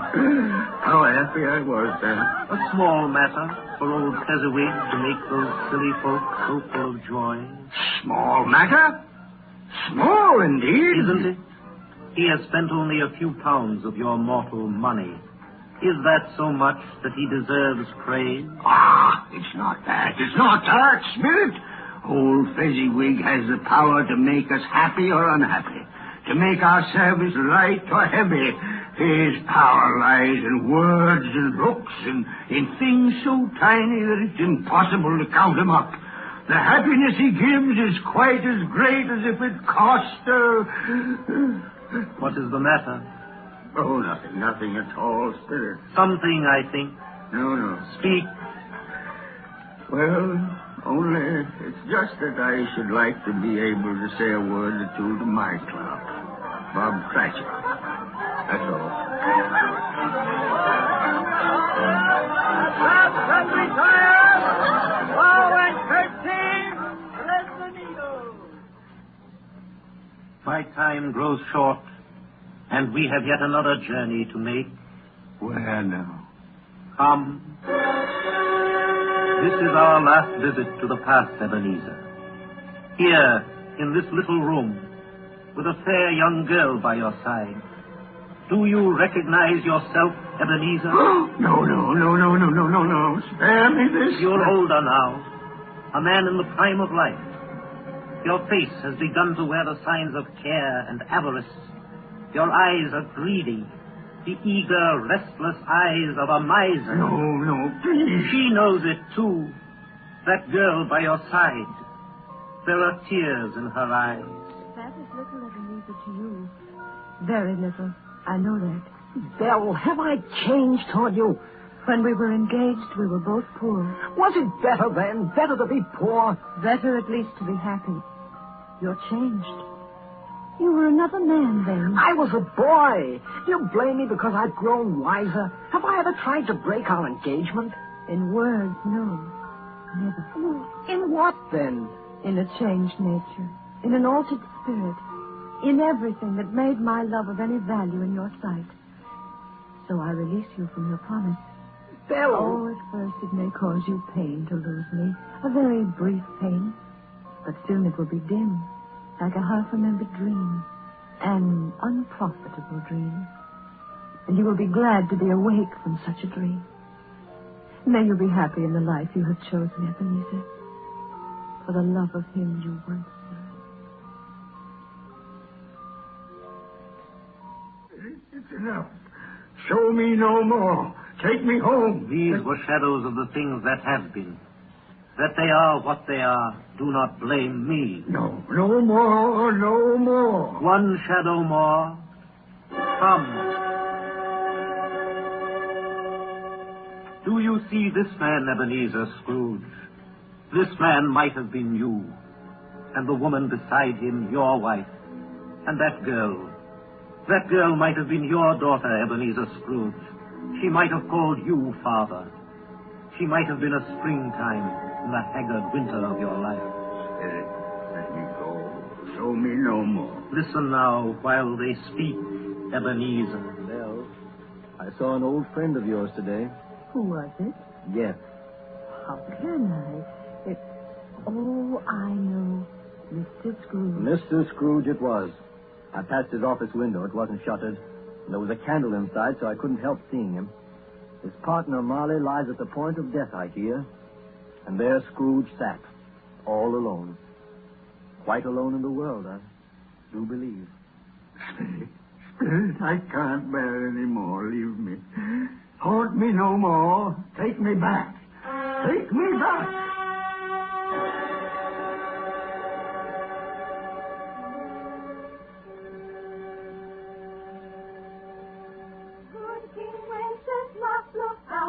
On the feast of Stephen, when the snow lay round about, deep and crisp and even. You are listening to the Campbell Playhouse, bringing you tonight the 5th annual presentation of Charles Dickens' A Christmas Carol, produced by Orson Welles and starring Lionel Barrymore as Scrooge. This is the Columbia Broadcasting System. This is the WBBM Air Theater, Wrigley Building, Chicago.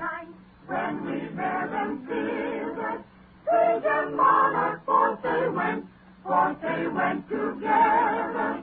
Through the rude wind while the men and the bitter weather. And now, back to the Campbell Playhouse and our 5th annual presentation of A Christmas Carol. A Christmas present from the makers of Campbell's Soups.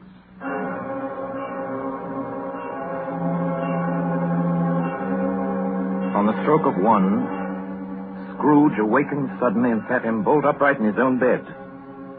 You remember the words of Marley's ghost and wondered from which direction the second specter would appear. At that moment, nothing between a baby and a rhinoceros would have astonished him very much. Now, being prepared for almost anything, he was not by any means prepared for nothing. And consequently, when no shape appeared, he was taken with a violent fit of trembling. 5 minutes, 10 minutes, a quarter of an hour went by, yet nothing came. Then, as he sat in his bed, he became aware gradually of a great blaze of ruddy light that seemed to shine upon him from the adjoining room. He got up softly and shuffled in his slippers to the door. It was his own sitting room. No doubt about that. But it had undergone a surprising transformation. The walls and ceiling were so hung with living green that it looked a perfect grove. From every part of which bright, gleaming berries glistened, and such a mighty blaze went roaring up the chimney as had never been known in Scrooge's time, or for many and many a winter season gone. Heaped up on the floor to form a kind of throne were turkeys, geese, game, poultries, great joints of meat, sucking pigs, long wreaths of sausages, mince pies, plum puddings, barrels of oysters, red-hot chestnuts, and seething bowls of punch that made the chamber dim with their delicious steam.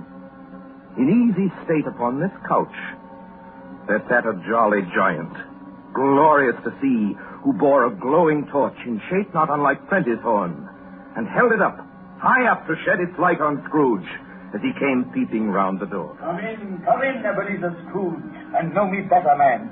You? I am the ghost of Christmas present.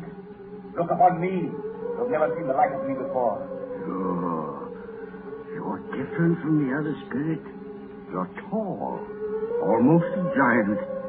That great torch you carry. Its light falls into the homes of rich and poor alike.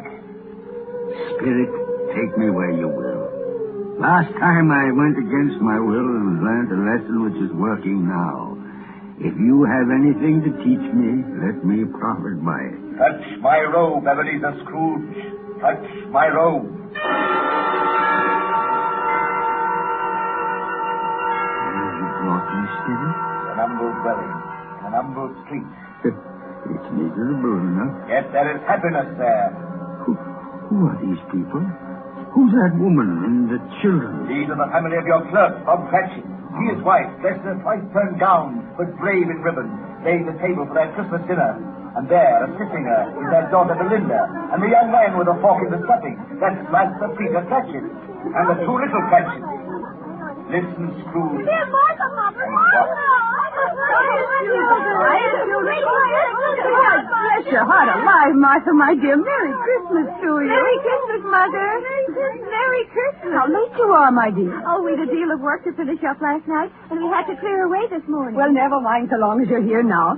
Sit you down before the fire and have a warm. Lord bless you. Where's Father? He's been to church with Tiny Tim. They'll be along directly. How is Tiny Tim, Mother? Any better at all? Sometimes I think he is. And sometimes I think, oh, dear God, if anything should happen to Tiny Tim. Mother, you mustn't even think of such a thing. Here they are! Tiny Tim. Merry Christmas, everybody. Martha, welcome, my dear. Merry Christmas, Father. And Tim. Merry Christmas, Martha. Oh, Tim, you darling. Oh, Father, I'm so glad to be home. And we're so glad to have you, Martha. And how did little Tim behave in church, Bob? Oh, as good as gold and better. Oh, I like church, Mother. Oh, they sang the nicest songs. I hope people saw me there. Saw you there? And why, Tim? Well, don't you see? Because I'm lame. And if they saw my crutch, it might be pleasant for them to remember on Christmas who it was made lame beggars walk and blind men see. Oh, bless you, my son. Are we ready to eat, Mother? Come on, let's eat. Yes, children, we're all ready. Here we come. Come, take your places now. And now, wait your turn. There's plenty of stuffing and dressing and plum pudding for all of us. Martha, you take care of Tiny Tim. And see that he eats plenty. He must get strong and well. Now, just sit down, everyone. And now, my dears, shall we say grace? Spirit, Our Father who art in tell me if Tiny Tim will live. I see a vacant seat in the poor chimney corner, and the crutch without an owner carefully preserved. Oh, no, kind Spirit. Say he'll be spared. Say you live. If these shadows remain unaltered by the future Ebenezer, the child will die. And now, my dears, with such a dinner, a toast. A Merry Christmas to us all, and God bless us. God bless us, everyone. And now to Mr. Scrooge. I'll give you a toast to Mr. Scrooge, the founder of the feast. The founder of the feast, indeed, who pays you all of 15 shillings a week. I wish I had him here. I'd give him a piece of my mind to feast on, and I hope he'd have a good appetite for it. My dear, the children, Christmas Day. And it should be Christmas Day, I'm sure, on which one drinks the health of such an odious, stingy, unfeeling man as Mr. Scrooge. You know he is, Bob. Nobody knows it better than you, poor fellow. My dear, Christmas Day. I'll drink his health for your sake and the day's, not for his. Long life to him. A Merry Christmas and a Happy New Year. He'll be very merry and very happy, I have no doubt. And I say God bless him too, Mother, and everyone. I'd like to share.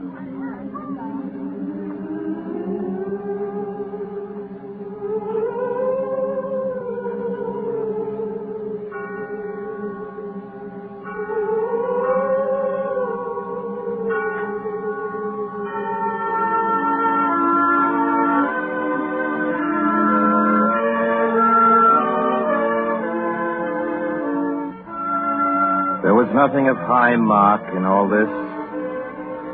They were not a handsome family, these Cratchits. They were not well dressed. Their shoes were far from being waterproof.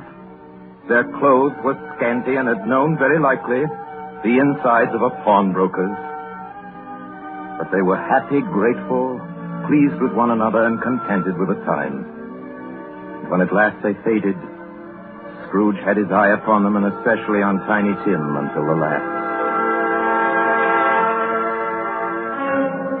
Many calls Scrooge made that night with a ghost of Christmas presents. Down among the miners they went who labor in the bowels of the earth, and out to sea among the sailors at their watch, dark, ghostly figures in their several stations. Much they saw, and far they went, and many places they visited, but always with a happy end.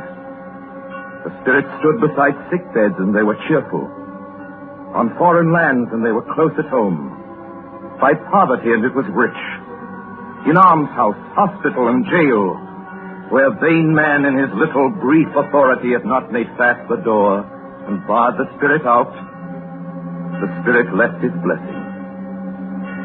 It was a long night, if it was only a night. And it was strange, too, that while Scrooge remained unaltered in his outward form, the ghost grew older.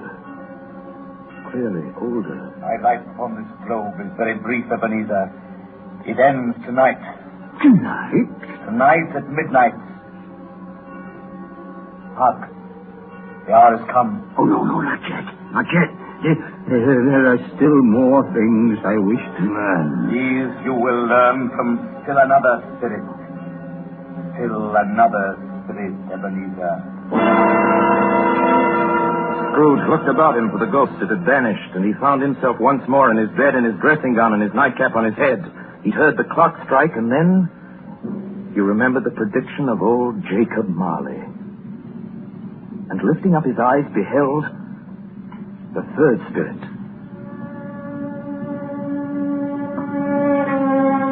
A solemn phantom, shrouded in black,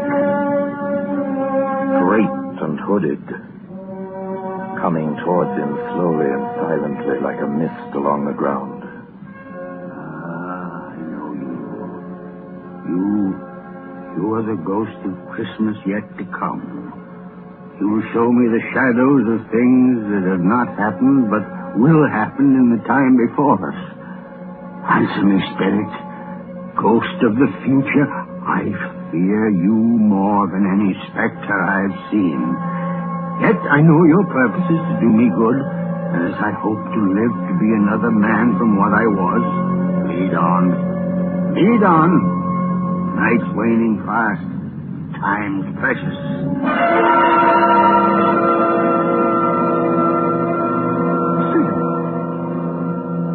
Why, have you brought me here again? Here to Bob Cratchit's home?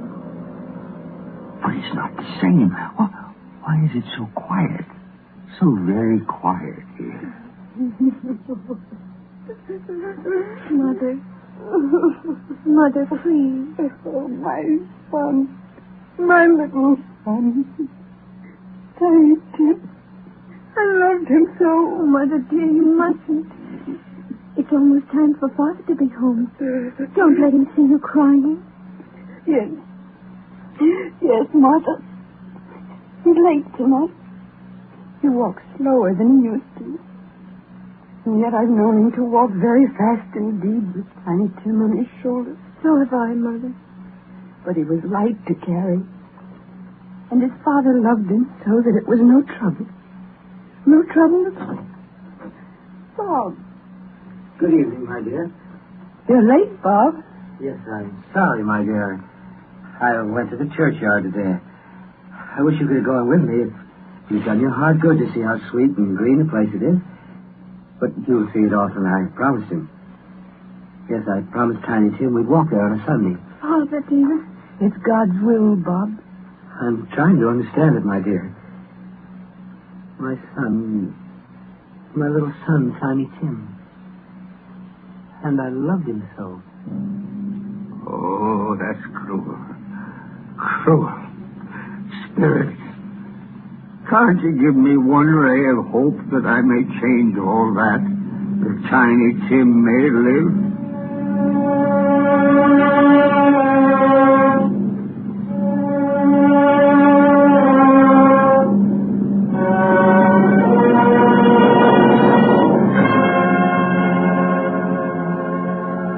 Where are you taking me now? Here, on a common street, Spirit? What is there for me to learn here? Who are those men? I don't know much about it. Either way, I only know he's dead. When did he die? Last night, I believe. It's likely to be a very cheap funeral for common men like I don't know anybody to go to it. Suppose we make up a party and volunteer. I don't mind going if a lunch is provided. Come to think of it, Albert's I was his best friend. What? We used to nod to each other when we met in the street.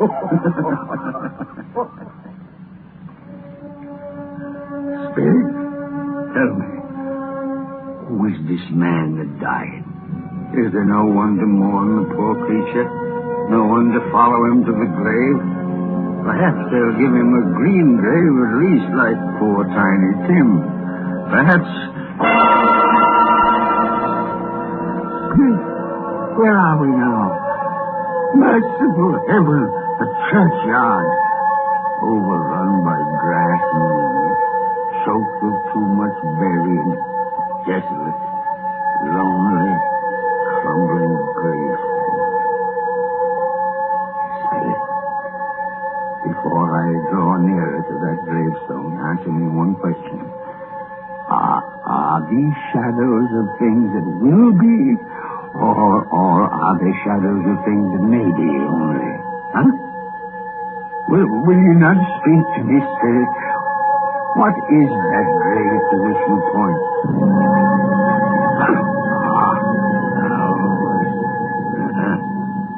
There's writing on that stone. The name on the gravestone is Ebenezer Scrooge. Ebenezer Scrooge? Oh, no, Spirit, no, hear me. I'm not the man I was. Why show me this if I'm past all hope? Tell me that I can change these dreadful shadows you've shown me by an altered life. I'll honor Christmas in my heart. I'll try to keep it all the year. I'll live in the past, the present, and the future, and I'll not shut out the lessons that they teach. Tell me, Spirit. Oh, go on, tell me. Tell me that I can sponge away the writing on that stone, Spirit. I beg you, Spirit. I beg you.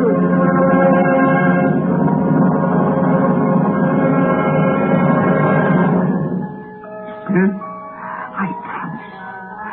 I promise on my knees. I promise.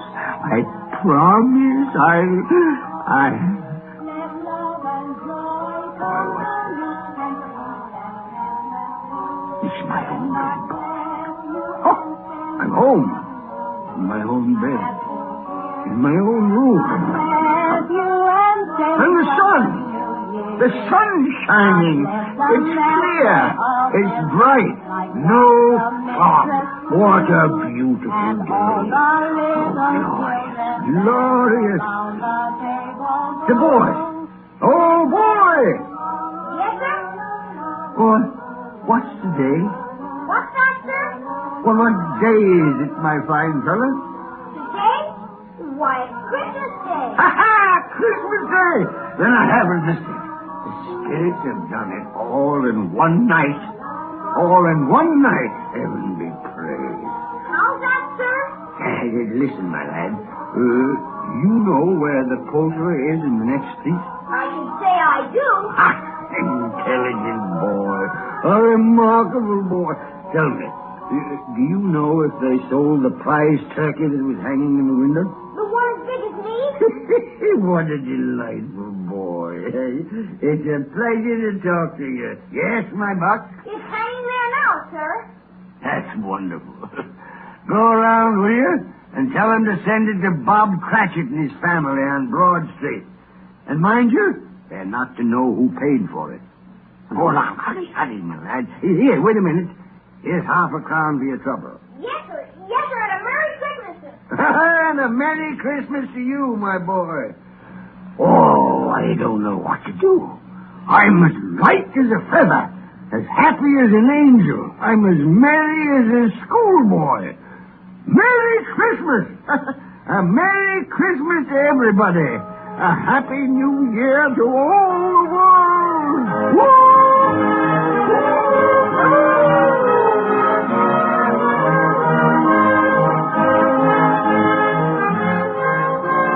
My dear sir, how do you do? I beg your pardon? Well, you, sir, aren't you the gentleman who came to my office in regard to that charity? Why, yes, sir. A Merry Christmas to you. Yes, sir. Allow me to ask your pardon, sir. And will you have the goodness to accept? I prefer to whisper this. But, Lord bless me. My dear Mr. Scrooge, are you serious? If you please, now, not a farthing less. A great many back payments are included in it, I assure you.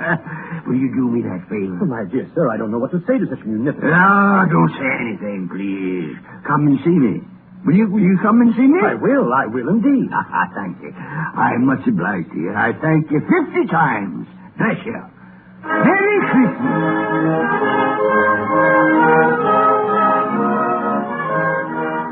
Next morning, Scrooge was early at his office.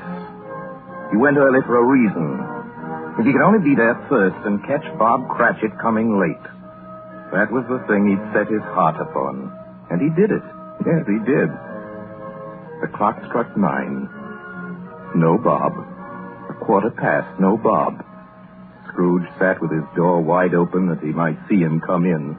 At last he came. His hat was off before he opened the door. His comforter, too. He's on his stool in a jiffy, driving away with his pen as if he were trying to overtake 9 o'clock. 15 at 21, 6 and carry the 1 and 24 and carry the 2, 31 and 8 and 9. Hello, you Cratchit.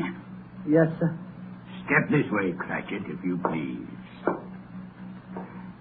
Cratchit, what do you mean by coming in at this time of day? Well, I'm very sorry, sir. I am behind my time. You are. Yes. I think you are. Oh, it's only once a year, Mr. Scrooge. It shall not be repeated. I was making rather merry yesterday, sir. I'll tell you what, my friend. I'll not stand this sort of thing any longer. And therefore, Bob Cratchit, I'm about to raise your salary. Mr. Scrooge, are you quite yourself, sir? No, thank heaven, I'm not quite myself. Merry Christmas, Bob. Merry Christmas, my good fellow. A merrier Christmas than I've given you in many a year. I shall raise your salary, and we'll see what we can do for Tiny Tim and the rest of your family. Huh? We'll discuss it this very afternoon over a Christmas bowl of smoking bishop. Bob, make a fire. Make it up and buy another coal scuttle before you dot another I, Bob Cratchit.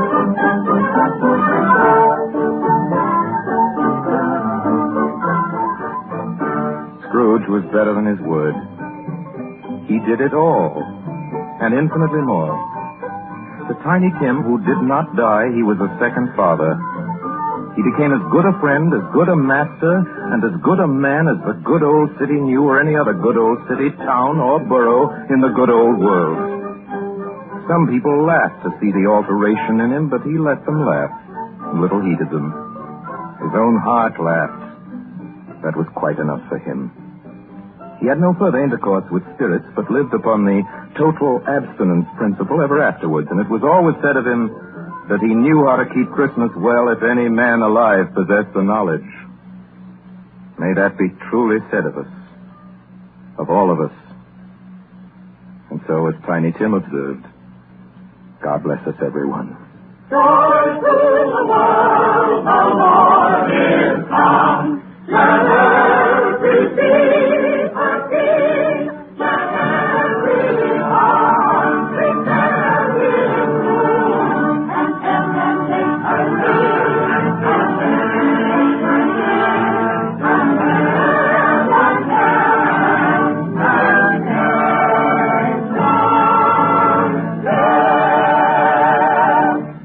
You have just heard our annual presentation of Charles Dickens' A Christmas Carol, starring Lionel Barrymore, brought to you by the makers of Campbell Soups. And now here is Orson Welles. Ladies and gentlemen, at this point in the program, it's my custom, as you know, to present you with a few words of introduction, our guest of the evening. With your consent, I shall dispense with this tonight. To introduce tonight's guest to the Campbell Playhouse audience, or to any American audience, is an extravagant and superfluous procedure. For if ever an actor has won for himself a lasting place in the hearts of his fellow countrymen through years of unsparing and inspiring service, that actor is Lionel Barrymore. Mr. Lionel Barrymore.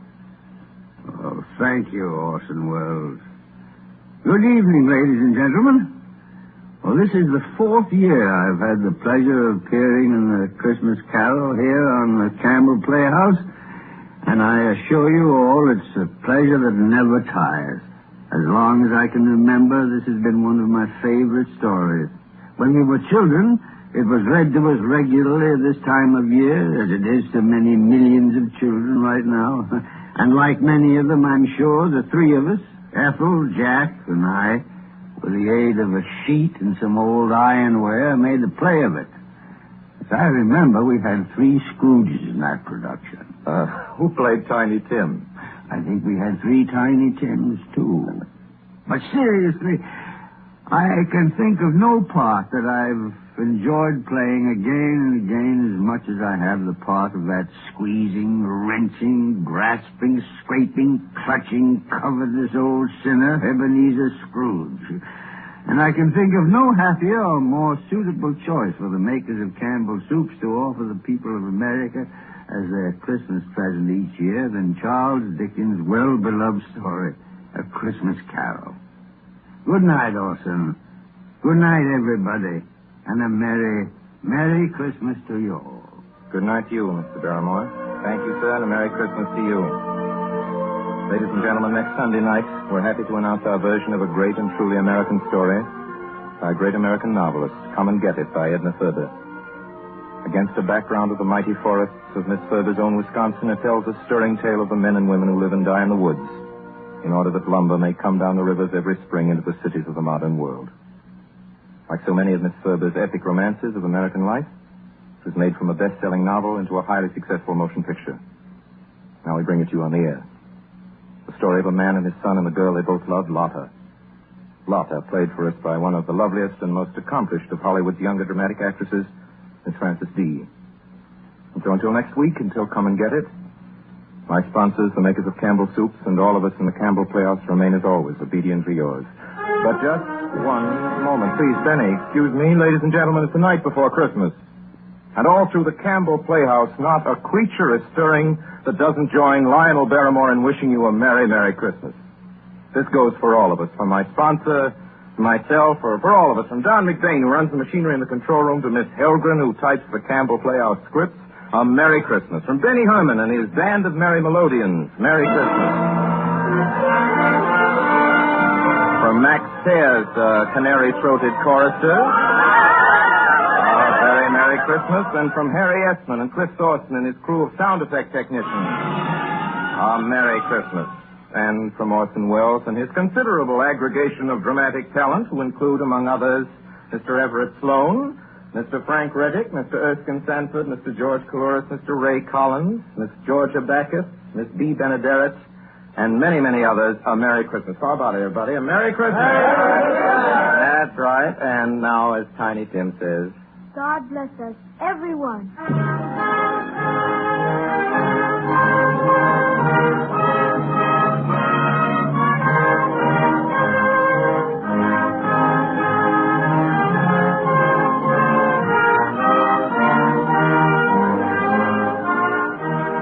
The makers of Campbell Soups join Orson Welles in inviting you to be with us in the Campbell Playhouse again next Sunday evening when we bring you Edna Ferber's Come and Get It with Miss Frances D. as our guest.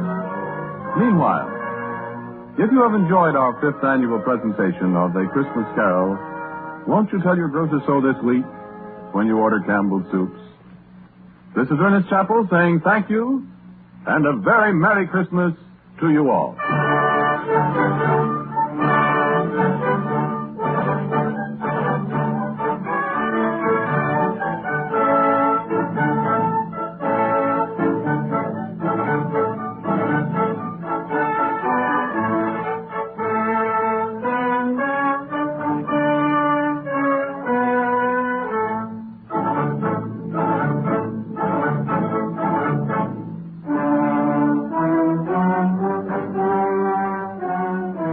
Columbia Broadcasting System.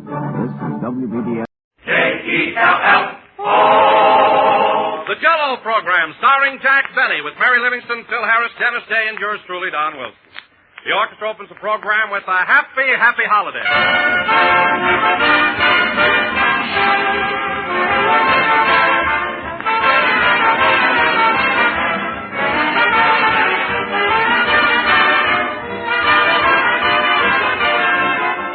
Was the night before Christmas. I sat by the fire. I filled up my pipe, turned the radio higher.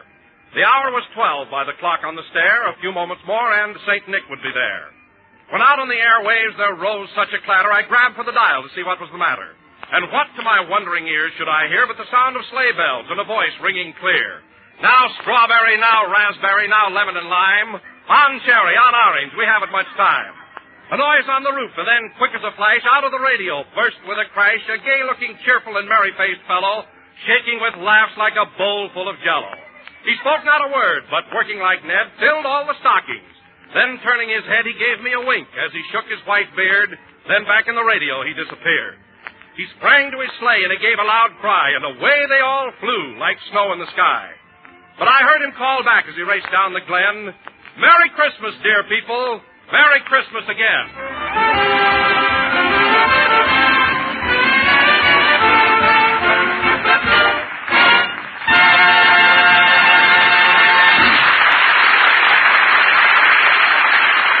That was a happy, happy holiday played by the orchestra. Now, ladies and gentlemen, as is always his custom on Christmas Eve, Jack Benny is holding open house tonight for all the members of his cast.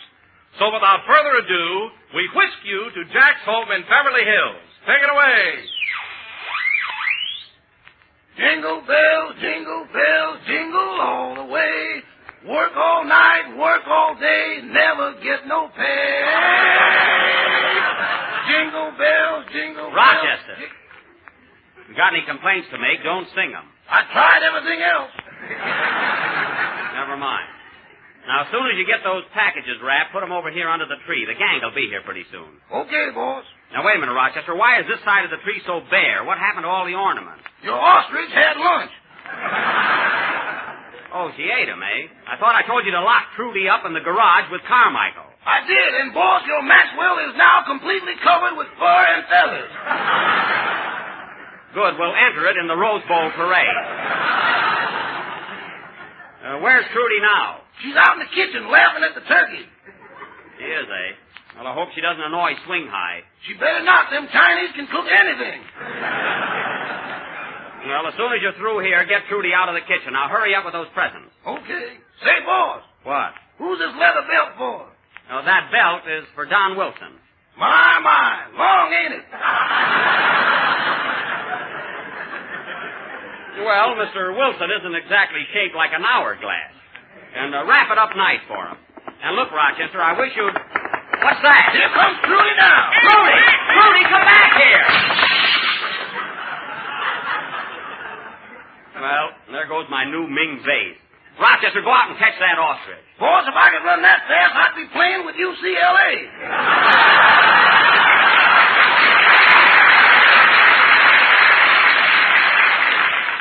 Well, I'm not going to have Trudy running through the house. As soon as you get those packages finished... Hello, Jack. Merry Christmas. Oh, hello, Mary. Oh, Merry Christmas, Miss Livingston. Same to you, Rochester. Mary, put your packages under the tree. Okay. Say, Jack, who are you giving this oil painting to? Beautiful, isn't it? I got that for Phil Harris. An oil painting for Phil Harris? Are you crazy? No, I'm not crazy. He's got a lovely apartment.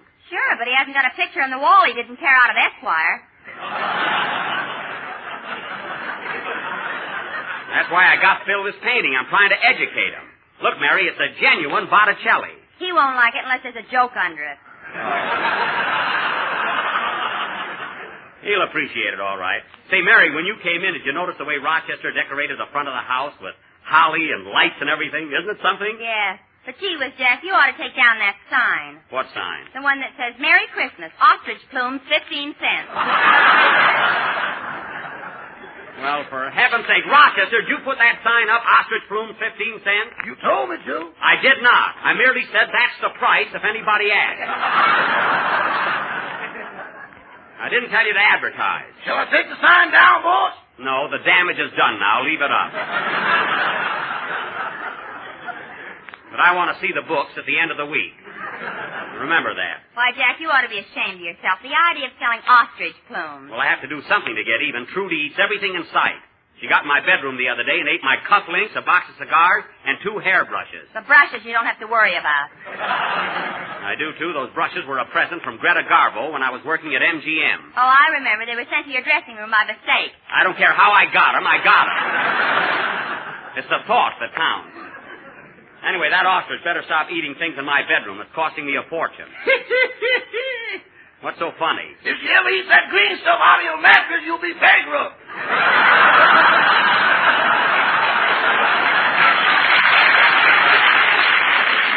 Rochester, to hear you talk, you think I kept my entire life savings in my mattress. Uh-huh. Well, I don't. Then why do you stand there with a gun when I make the bed? That's the only way I can get you to work, and you know it. Anyway, Mary, all Trudy needs is a little training. Well, there's somebody already. Come in. Hello, everybody. Merry Christmas. Merry Christmas, everybody. Same to you, Dennis. Merry Christmas, Mrs. Day. Now, put your packages under the tree, Dennis. We'll open them later. Oh, Mother, isn't that a beautiful Christmas tree? Yes, Dennis, it's lovely. Thanks. Gee, look at those popcorn balls hanging there. Can I have one, Mr. Benny? Of course, Dennis. Help yourself. Just put a dime under the tree. That won't be necessary. This is Christmas. Well, Mrs. Day, I'm so glad you were able to come tonight. We've missed you on the program the last few weeks. Where have you been? Oh, I've been very busy shopping and preparing for the holidays. You know how it is. Yes, yes. Jack told me you were wrestling in San Diego. I said nothing of the kind. Don't try to start an argument between Mrs. Day and myself. We're very good friends now, aren't we, Lucretia? Well, I'm standing under the mistletoe, if that's what you mean. Not now, Lou. Later, when we play games. Say, boss. What is it, Rochester? The man just came with the ice cream. It's $4.75. Oh. Have you got the cash with you, or shall I go upstairs and make the bid?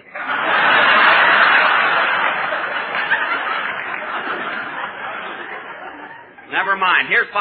Let him keep the change. The whole quarter? Yes. Boss, while you're in this mood, I'd like to have a little talk with you. Never mind. Give the man the money. Now, Mrs. Day, you'll have to excuse me. I still got to wrap up a few more packages. Do you mind? Not at all. I'll be glad to help you. Well, thank you. And, Dennis, while we're working, how about singing something for us to brighten things up? You know any Christmas carols? Oh, sure. Lots of them. Good. Let's hear one. Just a second. There's someone at the door. Come in. Well, hello, John. Merry Christmas. Same to you, Jack. Merry Christmas, everybody. Merry Christmas. Well, Merry Christmas to you all. Oh, John, are all those packages for us? Yes, sir. All 6 of them. Well, put them under the tree. We'll open them later. Look, Mary, you can see the big red letters right through the paper. Here, Rochester, hang up Mr. Wilson's hat. Yes, sir. Happy Yuletide, Mr. Wilson. Well, the same to you, Rochester, and here's a little gift for you. Oh, thank you, Mr. Wilson. Thank you. Looks like a bottle. Yes, Rochester, it is. It's hair tonic. Oh. Well, a little white rock will fix that up.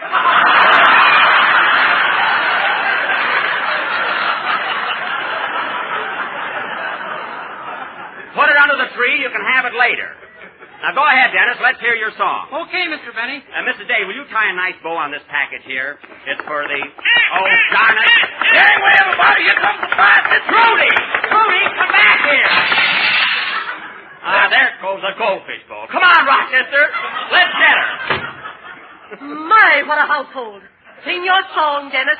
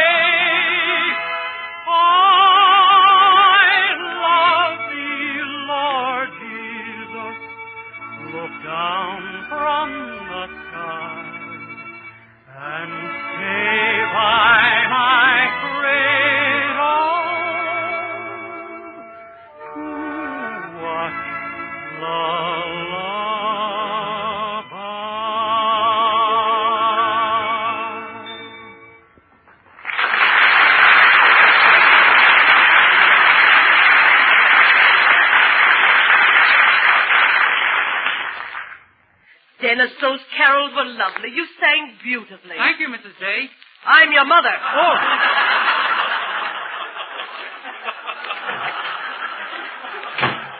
Well, that's that. Did you catch Trudy? Yes, and Rochester's putting her in the basement. She won't bother us again. Say, I wish Phil and Andy'd get here. I'm getting hungry. Me too. What are we going to have, Jack? We're going to have turkey hash, Don. Delicious turkey hash. Uh-oh. What are you owing about? They didn't move Thanksgiving back far enough. Mary, this is not the same turkey. Well, I think we're very lucky. I'd rather have turkey hash than roast ostrich any day.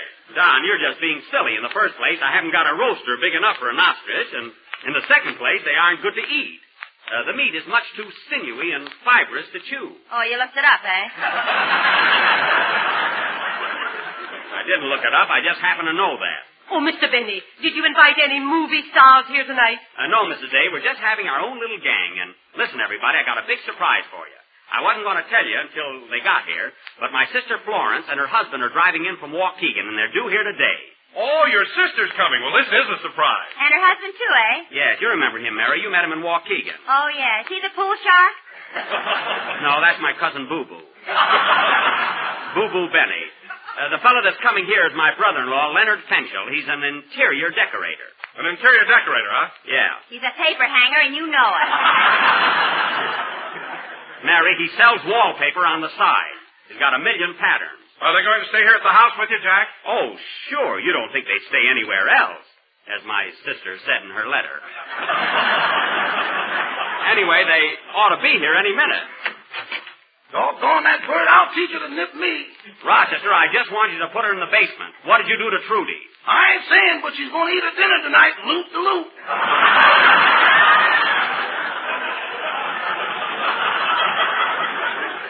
Rochester, did you tie a knot in her neck again? Did you? Well, Rochester, did you tie a knot in Trudy's neck? Just plain, no bow.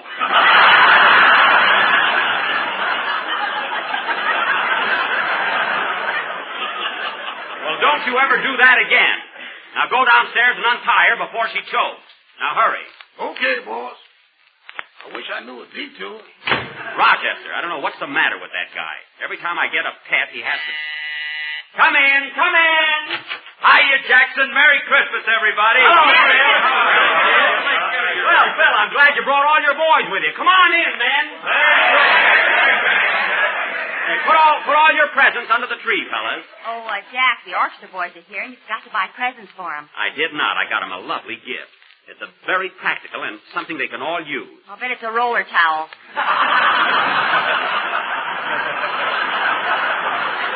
Well, it won't hurt them any. Now, hang your hats out in the hall, man, and say, Phil, how do you like the Christmas tree? Nice decorations, eh? Oh, boy, look at those popcorn balls. I knew you'd say it that way.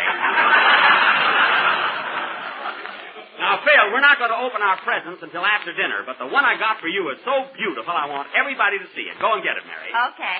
Now, wait till you see it, Phil. You'll love it. It's for your apartment. Last year you gave me some cocktail glasses and you didn't even wash the cheese out.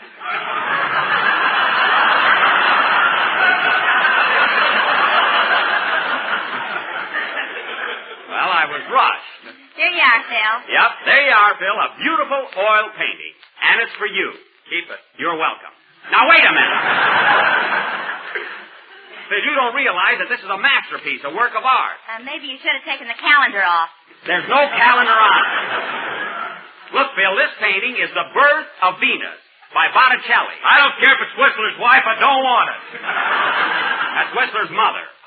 There's a guy that don't appreciate the real thing. But, Jack, if this painting were an original Botticelli, it would cost you at least $100,000. What do I care? It's Christmas. It only comes once a year. What if I do spend a little money? Say, Jack. What? If you stay up there 8 hours, you can get a pilot's license.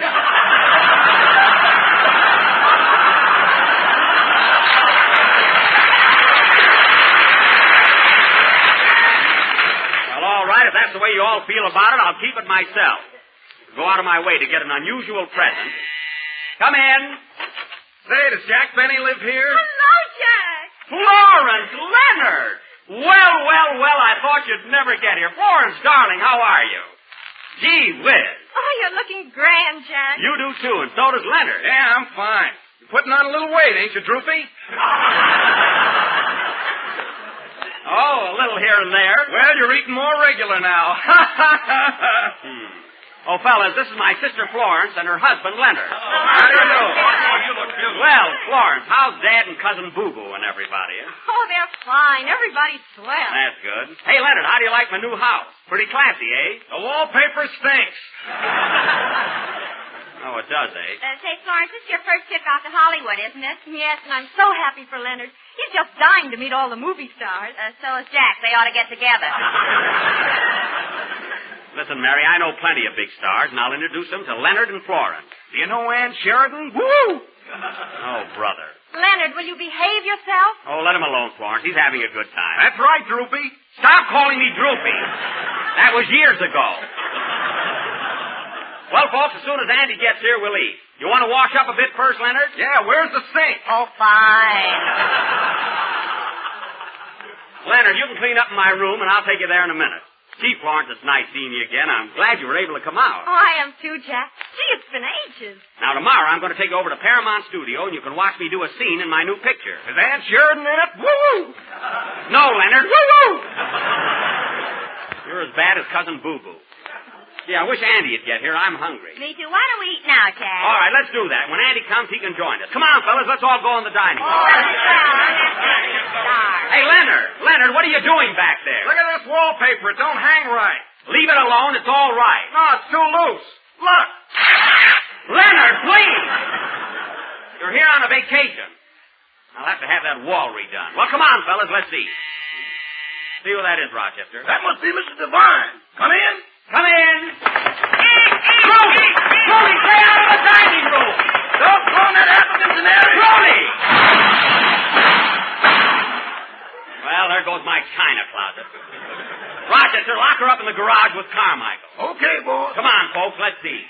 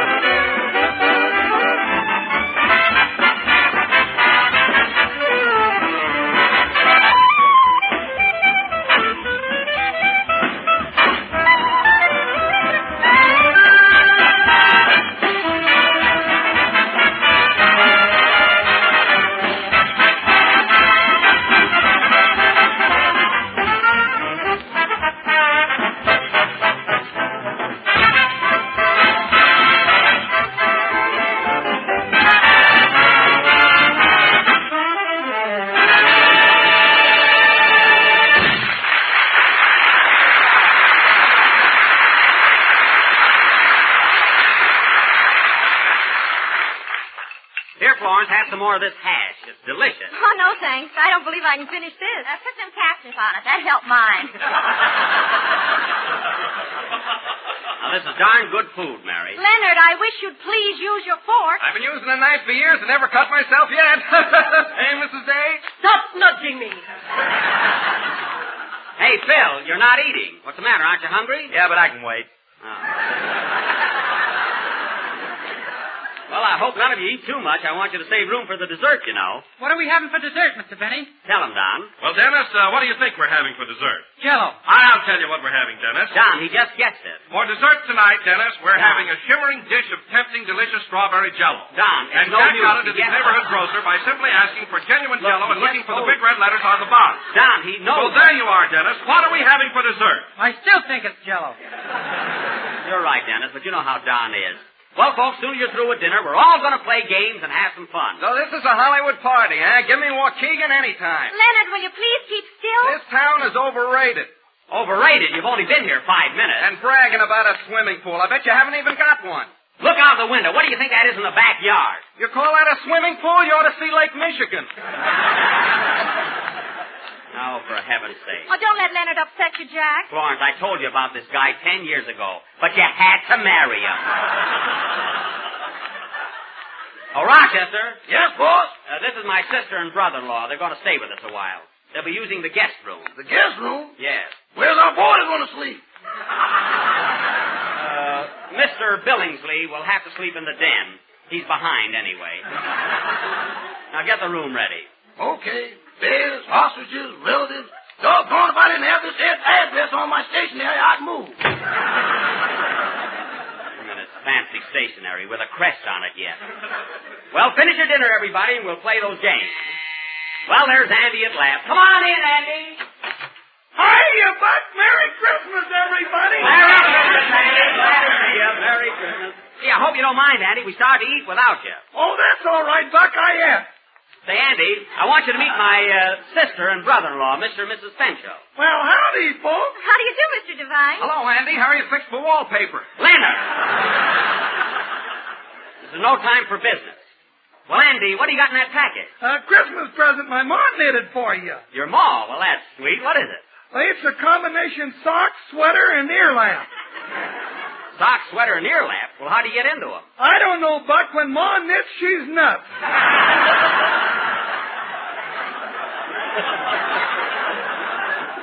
Oh, I guess you're right. She knitted Pa a snood for his beard.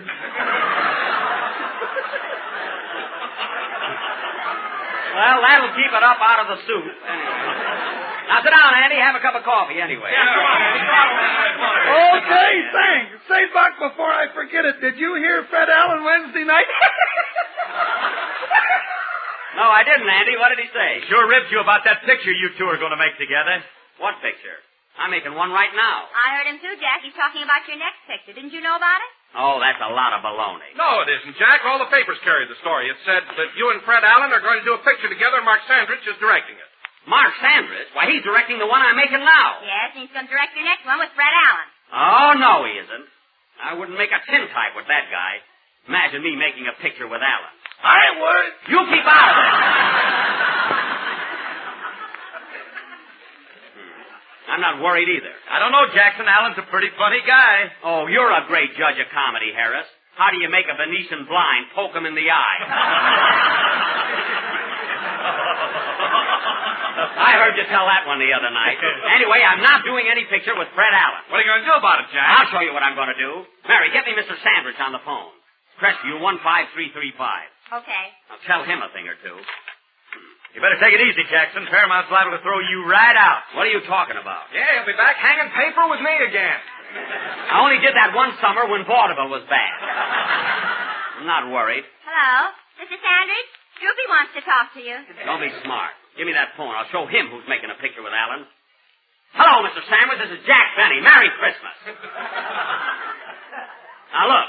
What's the story going around about my making a picture with Fred Allen? Well, I'm doing nothing of the kind. Now, look, Mr. Sandrich. Good evening, Mr. Benny. Oh, Mr. Billingsley, you'll sleep in the den until further notice. Very well. Good night. Good night. Now, look, Mr. Sandrich.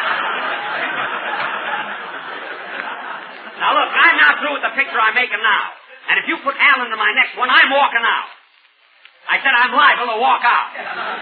You know. Some movie star. Leonard. Now, for the last time, Mr. Sandrich, I'm not making a picture with that anemic baboon. But, Mr. Sandrich. Now, look, Mr. Sandrich. Now, look. Look. Light, click, Saturday Evening Post. Mary, please. Now, look, Mr. Sandrich. Ask if he needs any wallpaper. Do you need any wallpaper? Oh, shut up, Leonard.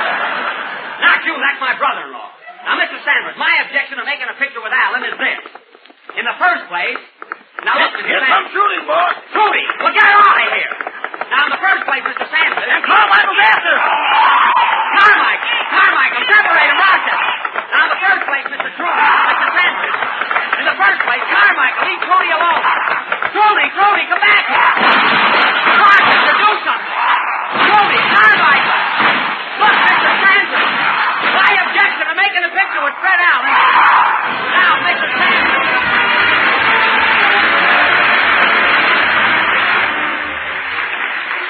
I'd like to offer you folks tonight what I think is an ideal Christmas menu. The first course is hospitality. And remember, it must be warm. The entree is a heaping platter of kindness, garnished with such tender herbs as charity and tolerance. And let the dessert be faith, a simple but sustaining dish with a rich sauce of happiness and contentment. Now, there's a grand menu with 3 big advantages. It costs nothing, it pleases everybody, and you can serve it every day in the year. May it always be yours to enjoy, especially during this happy holiday season. The makers of Jell-O extend to you their very best wishes and heartiest greetings for a joyous Yuletide, filled to the brim with fun, feasting, peace, good health, and good cheer. Ladies and gentlemen, Merry Christmas.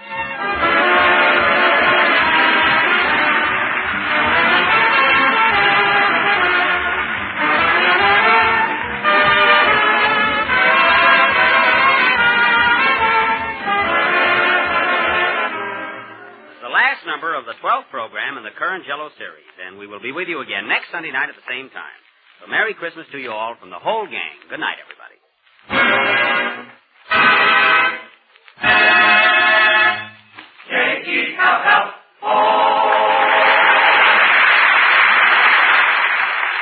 Here's news. Every Tuesday night, the Aldrich Family is on the air, starring Ezra Stone as Henry Aldrich, that lovable hard-luck kid. Consult your local newspaper or radio guide for time and stations, and be sure to tune in on the Aldrich Family next Tuesday night. This is the National Broadcasting Company. Don't touch that dial. Listen to...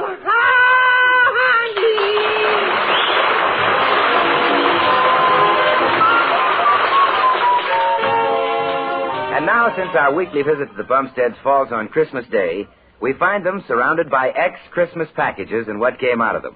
Dagwood's on the couch, relaxing after dinner, and somewhere, not quite far enough off, Baby beats a toy drum. And at the desk, Blondie is checking over some figures of her own. Dagwood, I've been going over the list of people who sent us Christmas cards, and the list of people we sent cards to. You can't win, Dagwood. It's always the same way. This year we sent 3 cards to people who didn't send us any. Oh, well, we got plenty. That isn't it, Dagwood. 6 people sent us cards that we didn't send any to. Now, isn't that terrible? Well, we could send 3 extras we got to 3 people we didn't and come out 3 ahead. No, Dagwood. No? We'll have to make up for it next year. Look, Blondie, let's not start figuring on next year yet, huh? I'm all tired out from this one. Oh. Hey, who gave Baby Dumpling that drum? Mr. Fuddle. Spite work. Oh, no, Dagwood. I'll bet it was. Just because I gave their little Alvin a bugle. Hey, look at Daddy. Look at Mommy. I'm a parade. Yes, we see you, baby. Yeah, we hear you too, baby. Look, go be a parade over at Fuddle's. Oh, now, Dagwood, it's Christmas. I know, but I was up practically all night helping Santa Claus. Oh, did you see him, Daddy? Huh? Oh, sure. Did he say what he was so mad about? How's that, baby? Oh, Sandy never gets mad. He was last night. I heard him. Oh, dear. What did you hear, baby? Well, I heard a big bump and it woke me up. Then I heard Santa hollering that he stepped on a roller skate. Oh, yeah.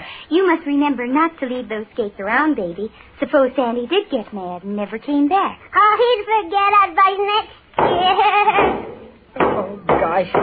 No, they put strong stuff in those drums, don't they? Don't they ever break? That's because I'm such a good drummer. I know just how hard to get it. Here I go, but I'll be back. No hurry. Boy, I'm tired. If it was quiet, I'd bet I'd sleep for a week. What are you figuring now, Blondie? Oh, just making sure we sent a present to everybody who sent us one. We did. Yeah, we sent one extra, too, to Dithers. Can you imagine that guy not giving us a present this year, Blondie? Oh, I guess he just overlooked it. He did not. He's just too mean. Oh, no, Dagwood. It was just some mistake. You know who Dithers reminds me of? That old bird in Dickens' Christmas Carol, Scrooge. Dagwood. Yes, sir. You know, Aunt Bessie sent Baby a copy of that story. I know. And while you were getting dinner, I read it to Baby. I read it twice. And Scrooge reminded me of Dithers both times. Oh, golly, here comes the drum again. Well, I'll try to keep Baby quiet if you want a little nap, Dagwood. A little nap? I'm short a whole night's sleep now. Baby, not so loud. Poor Daddy's tired. Stop now. Well, but Mommy, this is about all I have to play with. Why, Baby Dumpling, you have lots of toys. Yeah. They're most all broken now, Mommy. Why did you break the quiet ones first? Here's your toy telephone. You could play with that. Make believe you're calling up somebody. Okay, Mommy. Where do I put my drum down? Listen, Baby. Call up Mommy on that toy phone and ask her to keep the house quiet, huh? Daddy wants a nap. Okay, Daddy. Hello. Is this you, Mommy? Hello. Yes, baby. Hey, Mommy. Is it okay for Daddy to go to sleep on the couch with his shoes on? Well, on Christmas, I guess it is. Okay, bye. Hey, Mommy, read me a story. Well, what would you like? That book Aunt Nancy sent, Christmas Carol. Daddy said he read you that twice. Yeah, I did. It's a fine story, but twice in one day is enough. I know it by heart. You read it, Mommy. Oh, all right. I'll read softly so Daddy can sleep. Here it is. Start here where it tells about the mean old Scrooge, Molly. All right. It says, Scrooge, a squeezing, wrenching, grasping, scraping, clutching, covetous old sinner. Hard and sharp as flint. My goodness, I think Daddy does know it by heart. Yeah. Reminds me of Dithers. Shh, Dagwood. Go on, Mommy. Well, he carried his own low temperature always about with him. He iced his office on dog days and didn't thaw it 1 degree at Christmas. Oh, Scrooge, Dithers. The heaviest rain and snow and hail and sleet could boast of the advantage over him in only one respect. They often came down handsomely, and Scrooge never did. Reminds me of a fuddle joke. Fuddle, Dithers, and Scrooge. If Daddy worked for Scrooge, I'd tell him where to get off that. I'd ring him up on my phone and tell him like this. Hello, Scrooge and Dithers. Dag Cratchit speaking. Daddy's dreaming, Mommy. Mm-hmm. He's dreaming he's Bob Cratchit, Scrooge's clerk.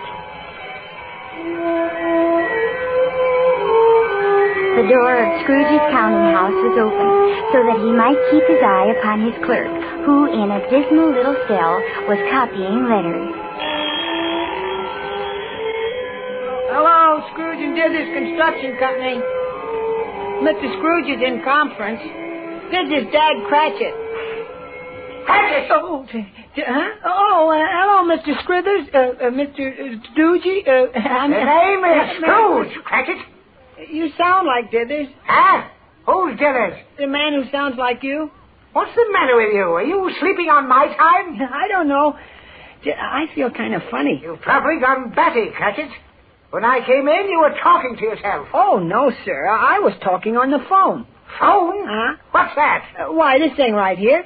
And hey, where is it? I never heard of a phone. Oh, my mistake. I guess they haven't been invented yet. No. If they had been, I wouldn't have one. Too expensive. There's something mighty funny about all this. Ain't funny to me, Cratchit. Wake up. Oh, I wish I could. Trouble is, I keep this office too hot for you. Hot? Look at the frost on the windows, Mr. Scrooge. Nonsense. That's just a little fog outside. It's foggy all over London today. London? Oh, yeah. You act tipsy, Cratchit. Huh? Been drinking the ink? No, sir. I never drink ink. Anyway, it's frozen. Nonsense.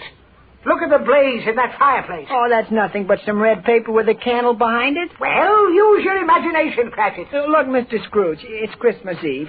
Couldn't I have a real fire? Just one lump of coal? No. Oh. I can't get at the coal. I'm not going to open the safe again today. Well, then, can I have a sip of water? Now it's water. Well, just a sip. Next it'll be 2 sips, and then a glass. And then you'll want to bathe in the stuff. Never mind. The water is frozen, too. Good. It'll last longer that way. Now get back to your stool and get to work. Yes, sir. Cratchit! Oh, no, yes, sir? What's the idea of 2 candles burning at once? One each side of the ledger. Why, that's a little invention of mine, Mr. Scrooge. I can see both sides of the ledger at once that way. Pah! You only work on one side at a time. There. One's enough. Listen. It sounds like a drum. Nonsense, that's a horse. It's some fool wasting his money on a hansom cab. Probably my nephew, Fred. Well, it must be nice to take a cab when it's so foggy. Last time Fred took a cab, he parked double in front of Buckingham Palace. And I had to fix his ticket. Yeah. Listen, they must have met another cab. The traffic in London today is a menace to life and limb. I'll write a letter to the Times. It says, speaking of your nephew, Fred, reminds me, he sent a message today. If he wants money, he won't get it. No, sir. He just said, Merry Christmas. He sent it collect. Merry humbug. Pistache, fiddle, faddle, Christmas. Oh, come, Mr. Scrooge. Don't Mr. Scrooge me. I suppose you're leading up to asking for the day off tomorrow. Yes, sir, if quite convenient. Well, it isn't. What are you putting your tippet on now for? It's after closing time, sir, and it's a long walk to Camden Town, now that the horse trams have stopped running. What? Stopped?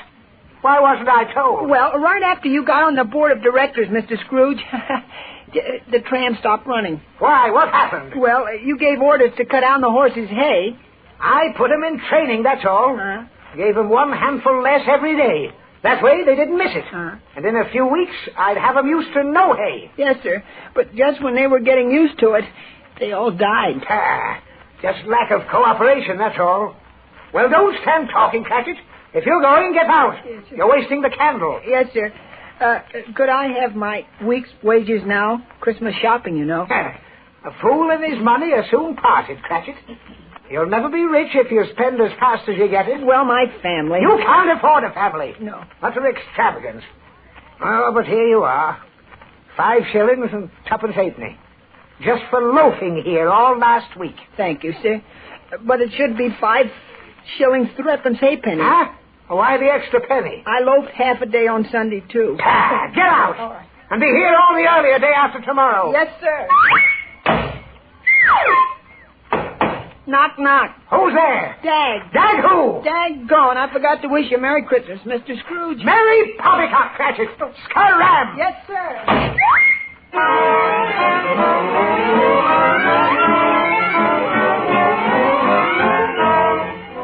Daddy's still asleep, baby dumpling? Sure, Mommy. He thinks he's running in his dream. Look at his leg. He thinks he's sliding. Maybe he's dreaming about where Bob Cratchit slid downhill with the boys 20 times before he ran all the way home to Camden Town and Mrs. Cratchit and Tiny Tim. Hey, Blondie Cratchit. Where's Tiny Dumpling? Here I am, Father.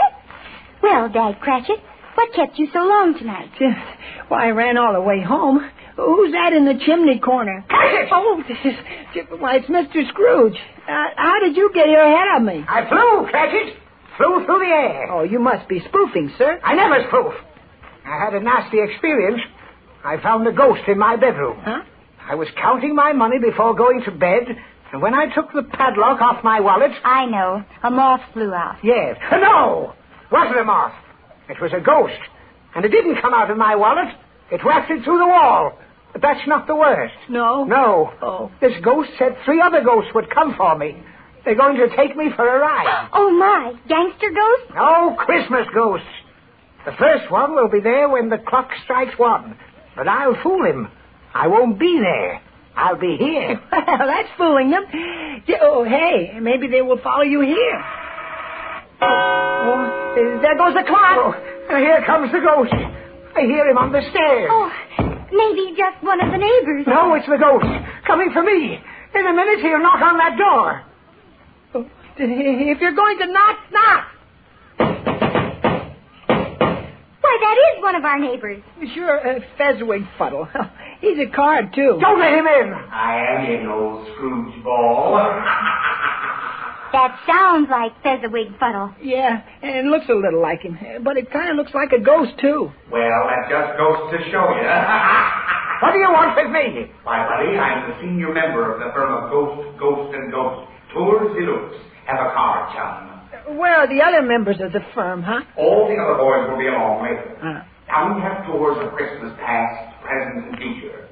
I head up the past department myself. Ready for a little excursion, Scrooge-Woogie? No, I don't want to go back in the past. I've been there. Well, you never know the old place now. Come on, this is for free. Oh, free? Any tips? Nary a tip, pal. Come on, I'll show you some nice spirits. No, you'll get me back in the past and then make me walk home. Oh, no tricks on our personally conducted ghost rides, friend. That wouldn't be showing the right spirit. You get it? Look, Mr. Scrooge, why don't you go with him? He makes me nervous. Yes, Mr. Scrooge. A little fresh air would do you good. Don't worry, folks. He'll go with me, okay, when the clock strikes 1. Oh, it's going to strike now. I'm not going. I'll hold on to Dad Cratchit here. No, listen, let go. Oh. Look at Mommy. The ghost is fading. So is Mr. Scrooge. So am I. They're all gone, Mommy. Oh, Blondie.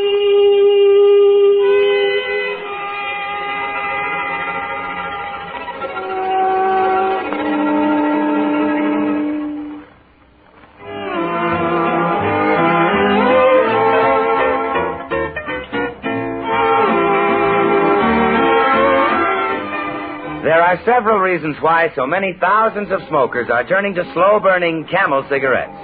Extra mildness is one, also extra coolness, and the extra fine flavor and aroma of Camel's finer, more expensive tobaccos.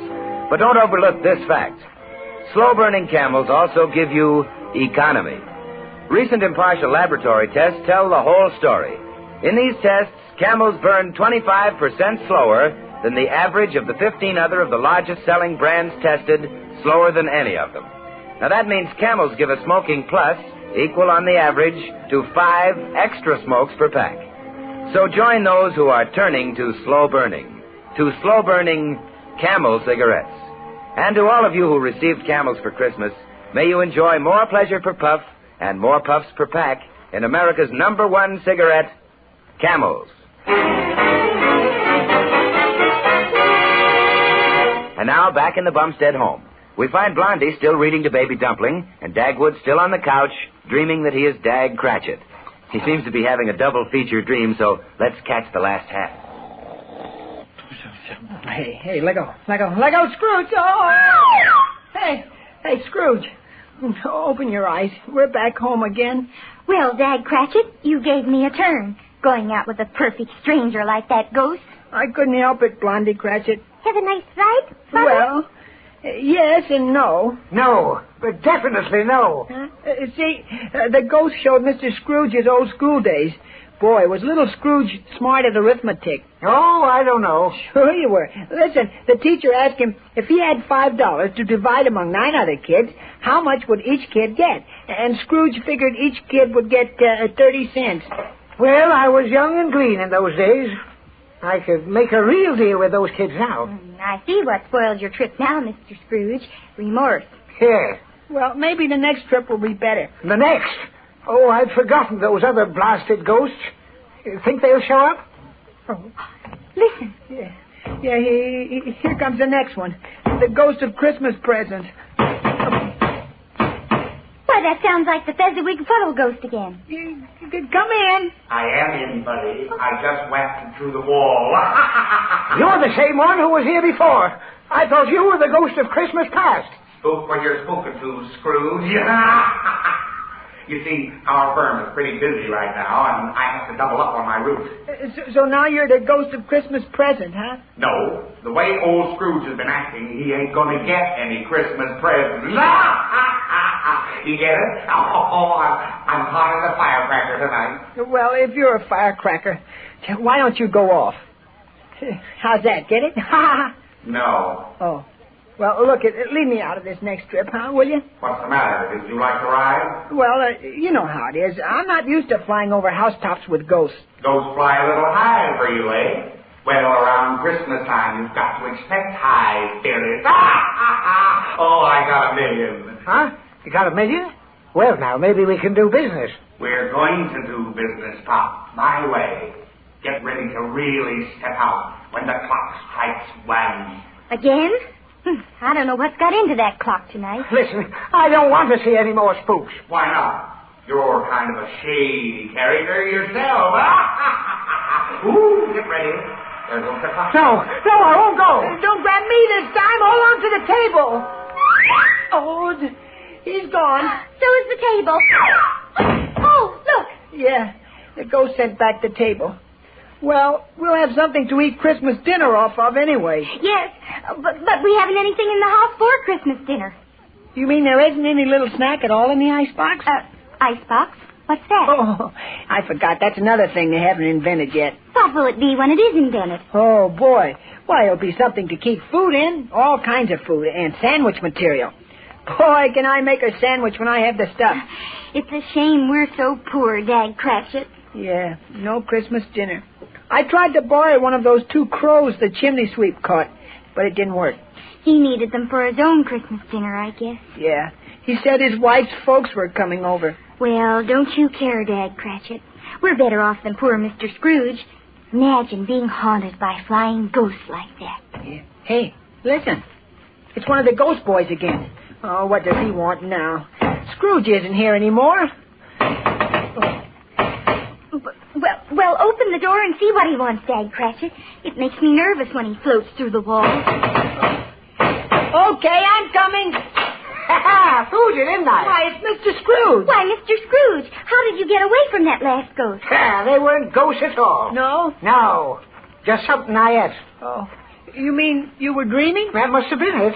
But how did we get into your dream? Anything can get into a dream, Blondie Cratchit. Look, you want to see what I can do? Look, my arms are empty, aren't they? Yeah. Well, abracadabra, hocus pocus. Now look. Gosh.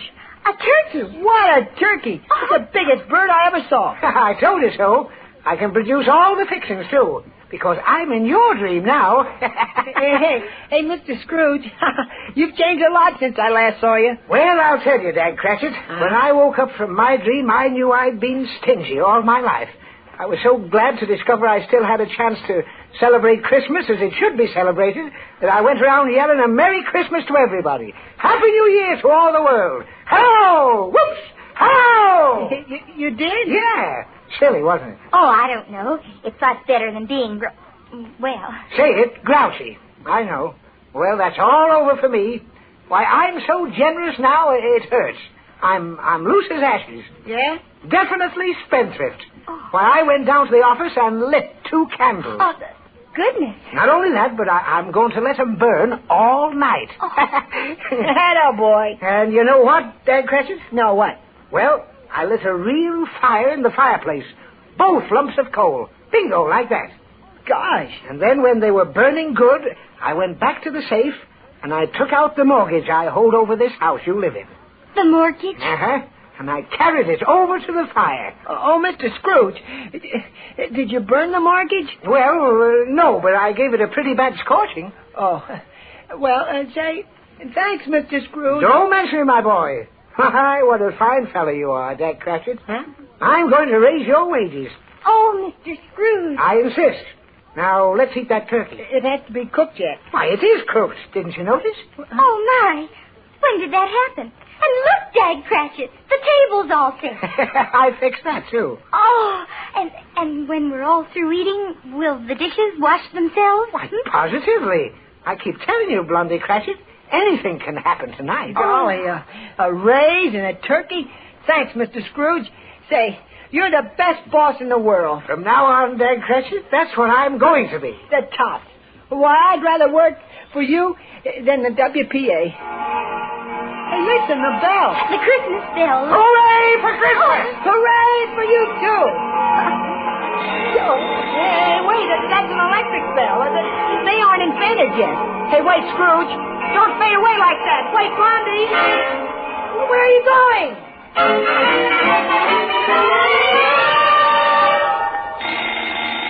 Oh, my goodness. That doorbell is waking Daddy up, baby ducky. Hurry and open the door. It's Mr. Dithers, Mommy. Hello, Blondie. Where's Bumstead? My, what a nice surprise, Mr. Dithers. Why, there's Dagwood on the couch. He's been sleeping, dreaming. Don't go away. I'm not going anywhere. I just came in. Yeah, best boss a man ever had. How's that? Does he mean me? Oh, why, yes, of course. Well, I never knew just how Bumstead felt about me before. Oh. Hooray for my boss, Mr. Scrooge. Huh? Oh. What did he call me? The Stooge? No. Maybe I'd better wake Dagwood up. I'll wake him. Bumstead! Oh, yeah, I'm coming. I'll put out the candle. Candle? What candle? Wake up, Bumstead. Wake up, Daddy. Yes, wake up, dear. Oh, hey, what's the matter? Where am I? At home? Oh, yeah. You're still asleep. I'll get my drum. Go out to my car, baby dumpling. There's a present for you out there. Oh, boy. Hey, Dad, snap out of it. Huh? Remember me? Oh, sure. Hello, Mr. Dithers. Say, thanks for the turkey. Turkey? What turkey? Oh, no. That was in my dream. Biggest turkey I ever saw. You would dream about food, Dagwood. Not only food, Gosh, that was a funny dream. Want to hear it, huh? Some other time, Dag. Right now, I want to give you a present. Oh, a present? Yep. Held it back till today to surprise you. Here it is, a bonus check. Oh, Dagwood, look at the figure on that check. For me? Yep. From you? Certainly. I'm still dreaming. Why, Dagwood, that's not nice. Just look at that check. Yeah, I see it. Hey, didn't you make a mistake? I've made a good many, Bumstead, in the past, but I want you to know, Bumstead, that the J.C. Dithers Company appreciates the fine spirit you've shown. A very fine spirit of cooperation and loyalty to our interests. Therefore, in appreciation of your work and to promote the welfare of your peaceful little home, I say peaceful little home. Baby, where did you get that bass drum? Quiet, baby! Sorry. What were you saying, Mr. Dillon? Never mind. Take the check and have a good time. Well, I got to get home to Corey now. See you later. Oh, Merry Christmas! Merry Christmas! Thanks for the check! Thanks for the bass drum, too. You're welcome. Well, Dagwood, I hope you're ashamed of yourself now. Me? Why? Oh, just before you went to sleep, you said Mr. Dithers reminded you of old Scrooge. Well, what of it? Scrooge turned out all right. So did Dithers. Hey, Daddy, can I take my new bass drum over to Elvin Fuddles? Sure, why not? Let's all go over to the Fuddles. Now, Dagwood, maybe the Fuddles want to relax after their Christmas dinner. They may want quiet. Relax? Quiet? On Christmas? Oh, no. Come on. We'll serenade them. Hey, give me that bass drum, baby. Now, Dagwood. Well, he can have his little drum, and you take the tin trumpet off the tree, Blondie. Well, I'd rather play it than listen. Come on. Here we go. We're a parade. We'll go over and wish the Fuddles Merry Christmas. And the whole neighborhood. And the whole world. Right. Merry Christmas, everybody. From Blondie and Dagwood. And Baby Dumplin'. Merry Christmas!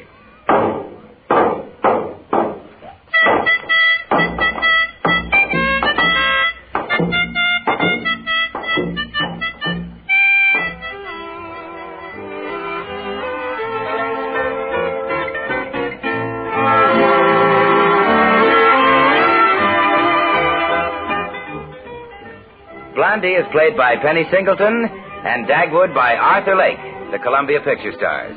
And so, till next Monday, we leave the Bumsteads, Blondie and Dagwood. But the makers of Camel cigarettes have other radio treats for you during the week. Tomorrow night over these same stations, you can listen to the music of Bob Crosby and the best Dixieland band in the land with the Ink Spots as his special guests. And if you like swing, well, you'd better make a date with your radio for Saturday night, when Benny Goodman and the world's greatest swing band with Mildred Bailey bring you another musical caravan.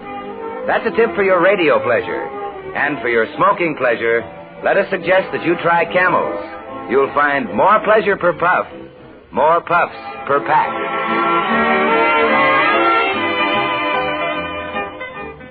Our Blondie Orchestra is directed by Billy Arts, who also creates the special musical effects. This is Bill Goodwin saying Merry Christmas for the makers of Camel cigarettes. Good night, all. This is the Columbia Broadcasting System.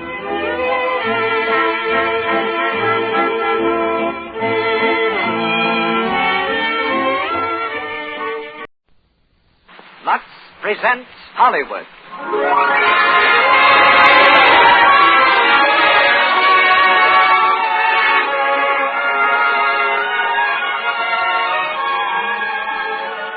The Lux Radio Theater brings you the new Walt Disney feature, Pinochio.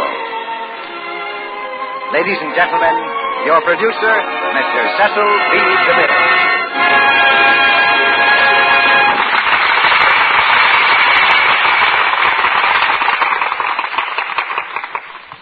Greetings from Hollywood, ladies and gentlemen.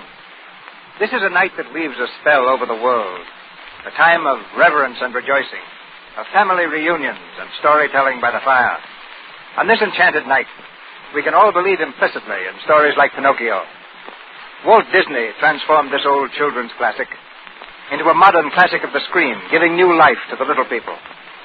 You met him at our microphone last year when we presented Snow White and the Seven Dwarfs. This year, his chair is empty, but he has sent us Pinochio. Walt is busy getting Pinocchio ready for its national screen release through RKO in February. And besides, Mr. Disney's moving into a fine new studio at Burbank, the house that Donald Duck, Mickey Mouse, and Snow White built. Tonight we introduce his latest characters for the first time in the house that Lux built. In 2 years of work on Pinocchio, 500 artists made about 2 million drawings of such likable people as Pinocchio himself, Jiminy Cricket, the Blue Fairy, and old Geppetto, the woodcarver.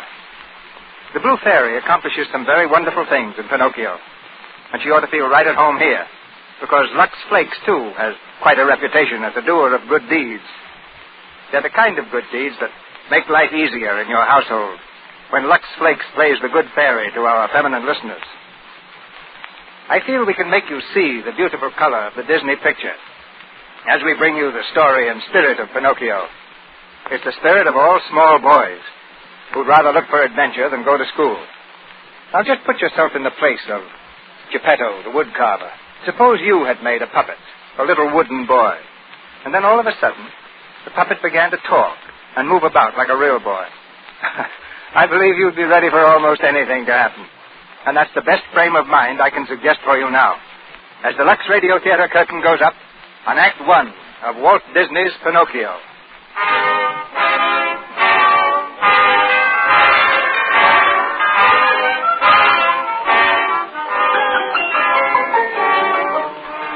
Christmas night. Dinner is over, and you're settled comfortably in your favorite chair beside the fireplace, gazing dreamily into the flames. You're relaxing for the first time today, and you've made a solemn resolution that nothing shall move you from this place for at least 3 hours. You won't be surprised if, at a time like this, that burnt ember on the hearth should move a little and sit up. For you've just noticed that it isn't an ember at all. It's a cricket. And not an ordinary cricket either. He wears a beaver hat and a long green cutaway coat. And in his hand, he carries a furled umbrella. He sits looking at you out of his large, rather mournful eyes. And then, just as if it were the most natural thing in the world, he begins to sing. If your heart is in your dream, no request is too extreme. When you wish upon a star, your dreams come true. I'll bet a lot of you folks don't believe that about a wish coming true, do you? Well, I didn't either. But of course I'm just a cricket singing my way from hearth to hearth. But let me tell you what made me change my mind. One night, a long time ago, my travels took me to a quaint little village. It was a beautiful night. The stars were shining like diamonds, high above the roofs of that sleepy old town. Pretty as a picture. As I wandered along the crooked streets, there wasn't a soul to be seen. The only sign of life was a lighted window in the shop of a woodcarver named Geppetto. So I hopped over and looked in. Inside, there was a nice, cheerful fire burning. Kind of ashamed to see it going to waste. So what do? I go in. Well, sir, you never saw such a place. The most fantastic clocks you ever laid your eyes on, and all carved out of wood. And cute little music boxes, each one a work of art, and shelf after shelf of toys. And then something else caught my eye. Sitting up on the work table was a puppet. You know, one of those marionette things, all strings and joints. Cute little feller he was, too, all dressed up just like a real boy. But just then I heard a noise. It was the old woodcarver, Geppetto, and his cat, Figaro. I jumped behind the clock just as Mr. Geppetto came over and picked up the puppet. Well, now, it won't take much longer. Just a little more paint and he's all finished. I think he'll be all right, don't you, Figaro? So I paint a smile on his face, see? That makes a big difference. Now, I have just the name for him. Pinocchio. Do you like it, Figaro? No? Well, we'll leave it to Little Woodenhead. Do you like it, wouldn't it? That settles it. Pinocchio it is. Come on now, we'll try you out. Music professor! Well, sir, was I surprised. Every music box in the place began to play, and Geppetto made the puppet dance. Quite a sight, yes, sir. Go play your part. Bring a little joy to every heart. Little do you know, and yes, it's true, that I'm mighty proud of you. Little wooden feet and best of all, and little wooden feet in case you fall. My little wooden head. Oh, you are a cute little fella, and that smile. Well, it must be getting late. I wonder what time it is. 10 o'clock sharp. 10 o'clock. Uh-oh. Come on, we'll go to bed. Good night, Pinocchio, little funny face. Look at him, Figaro. He almost looks alive. Wouldn't that be nice if he was a real boy? Oh, well, come on now, we'll go to sleep. Oh, Figaro, I forgot to open the window. Would you do it? Thank you, Figaro. Oh, Figaro, look up there in the sky. See, the wishing star. Starlight, star bright, first star I see tonight. I wish I might have the wish I make tonight. Figaro, do you know what I wish? I wish that my little Pinocchio might be a real boy. Wouldn't that be nice? Just think, a real boy. A very lovely thought, but not at all practical. And with that, the old woodcarver turned over and went to sleep. Well, it was a nice night for it, so I decided to do the same. But just as I got settled in a comfortable position, the room was suddenly filled with starlight. Yes, sir, starlight. And it came right down in a long beam straight from that wishing star. And coming down along that beam, as I live and breathe, was a fairy. Yes, sir, a beautiful blue fairy. When you wish upon a star, shining brightly from afar, anything your heart desires will come true.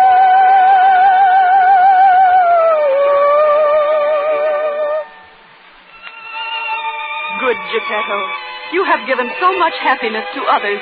You deserve to have your wish come true. Little puppet made of pine, wake. The gift of life is thine. What they can't do these days. Why, I can move. I can talk. And I can walk. Yes, Pinocchio. I've given you life. Why? Because tonight Geppetto wished for a real boy. Am I a real boy? No, Pinocchio.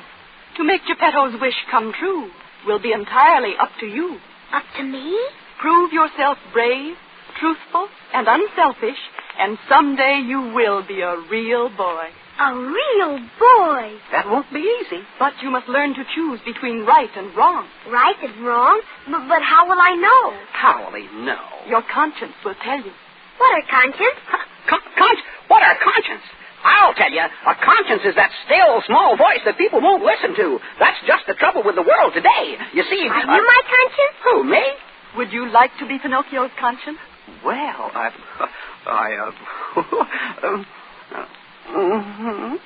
Very well. What is your name? Cricket's the name. Jiminy Cricket. Kneel, Mr. Cricket. Be a little careful with that wand now. Easy does it, my lady. I dub you Pinocchio's conscience, Lord High Keeper of the knowledge of right and wrong, counselor in moments of temptation, and guide along the straight and narrow path. Arise, Sir Jiminy Cricket. Oh, look at my clothes. All brand new. Say, that's pretty swell. But, don't I get a badge or something? We'll see. You mean, maybe I will? I shouldn't wonder. Make it a gold one? Perhaps. But I must go now. Remember, Pinocchio, Be a good boy. And always let your conscience be your guide. Goodbye. Goodbye, my lady. Goodbye. Well, Pinochio, maybe you and I had better have a little heart-to-heart talk. Why? Well, you want to be a real boy, don't you? Uh-huh. All right, sit down, son. Now, you see, the world is full of temptations. Temptations? Yes, temptations. You see, there are the wrong things that seem right at the time. But even though the right things may seem wrong, sometimes the wrong things may be right at the wrong time, or vice versa. Understand? Uh-huh. But I'm going to do right. Attaboy, Pinocchio, and I'm going to help you. And anytime you need me, just whistle like this. Like this? Oh, no. Try it again, Pinocchio. Like this? No, son. Now listen.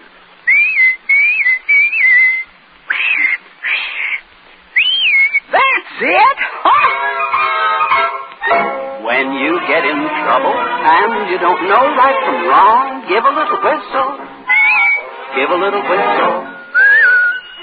When you meet temptation and the urge is very strong, give a little whistle. Give a little whistle. Not just a little squeak. Pucker up and blow. And if your whistle's weak, yell, Jiminy Cricket! Right. Take the straight and narrow path, and if you start to slide, give a little whistle. Give a little whistle. And always let your conscience be your guide. And always let your conscience be your guide. Look out, Pinocchio. Don't dance on the table. You'll fall off. Oh, I knew it. I knew it. Oh, who's there? It's me. Pedro, there's somebody in here.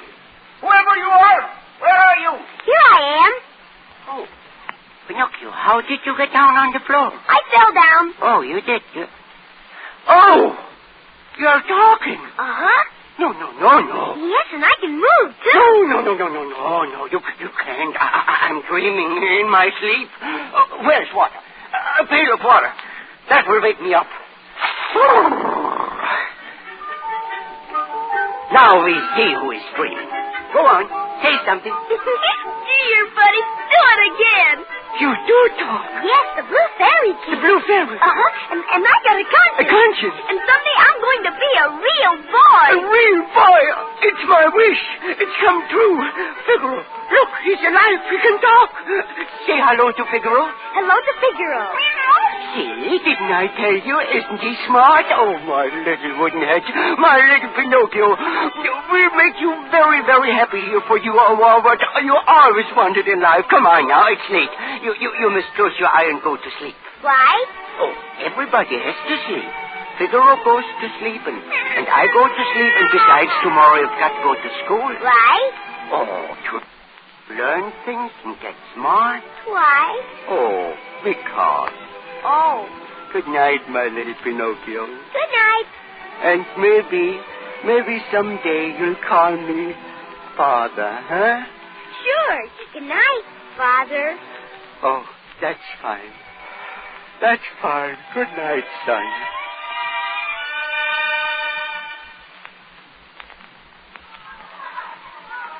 Oh, look, Father, look! Now, wait. Stand still now while I put on your coat. What are those out on the street? Huh? Oh, those. They are your schoolmates, girls and boys. Real boys? Of course they're going to school. Now, here's an apple for the teacher, and you are ready to go. Now, run along. Goodbye, Father. Goodbye, son. Well, sir, there we went, off to school. And where was I while this was going on? Folks, I'm ashamed to tell you. I was asleep. A fine conscience I turned out to be. I should have been right with him. You see, I'd heard about a couple of bad characters around that town. One fellow by the name of Honest John. And say, was he a bad one? He was as sharp as a fox. Yes, sir. Looked like a fox, too. Kind of a long face like a fox. And say, come to think of it, I guess he was a fox. And, well, you see, this Honest John had a stooge by the name of Gideon, a dumb alley cat. And between the two of them, they were a pretty tricky pair. Well, when I thought about them that morning, I tell you, I just shivered all over. Imagine innocent little Pinochio on his way to school with honest John and Gideon roaming the streets. Oh, Gideon, my boy, listen. The merry laughter of little children wending their way to school. Thirsty little minds rushing to the fountain of knowledge. School, a noble institution. What would this stupid world be without school? Well, Giddy, look at that billboard. Stromboli and his marionettes. So that old rascal's back in town, eh? Remember, Giddy, the time I tied strings on you and passed you off as a puppet? We nearly put one over on the old gypsy that time, eh? Good morning. Ah, good morning, good morning. Well, look at that, Gideon. A little wooden boy. Now, who ever heard of a wooden boy? A live puppet without strings. Gideon, look, it's amazing. A live puppet without strings. Why, a thing like that ought to be worth a fortune to someone. But who? Now, let me see. I know. Stromboli. Why, that old faker would give his eye to... Listen, Giddy, if we play our cards right, we'll be on easy street. Or my name isn't Honest John. Quick, after that boy. Here, stupid. Put that mallet away. Don't be crude. Let me handle this. Oh, my little toddler. Well, permit me to introduce myself. J. Worthington Foulfellow. A fine day, isn't it? Yes, sir. Well. Quite a scholar, I see. Look at his books, Giddy. A man of letters. I'm going to school. School? Oh, yes. Oh, then you haven't heard of the easy road to success? No? I am speaking, my boy, of the theater. Bright lights, music, applause, fame. Fame? Yes, and with that personality, that profile, that physique, why, he's a natural-born actor, eh, Giddy? But I'm going... Straight to the top. Why, I can see your name in lights. Lights 6 feet high. What is your name? Pinochio. Pinochio. P-I-N-O-U-O-K. But we're wasting precious time. Come, on to the theater. Hi-diddly-dee, an actor's right for me. A high silk hat and a silver cane, a watch of gold with a diamond chain. Hi-diddly-day, an actor's life is gay. It's great to be a celebrity, an actor's life for me. Hi-diddly-dee, an actor's life. That's when I finally caught up to them. The three of them, arm in arm, walking down the street. Just as they were passing by, I grabbed hold of Pinocchio and pulled him behind a tree. Pinocchio, it's me, Jiminy Cricket. Oh, hello, Jiminy. Where did he go? Quiet, Pinocchio. Pinocchio. Don't answer him, Pinocchio. Now listen.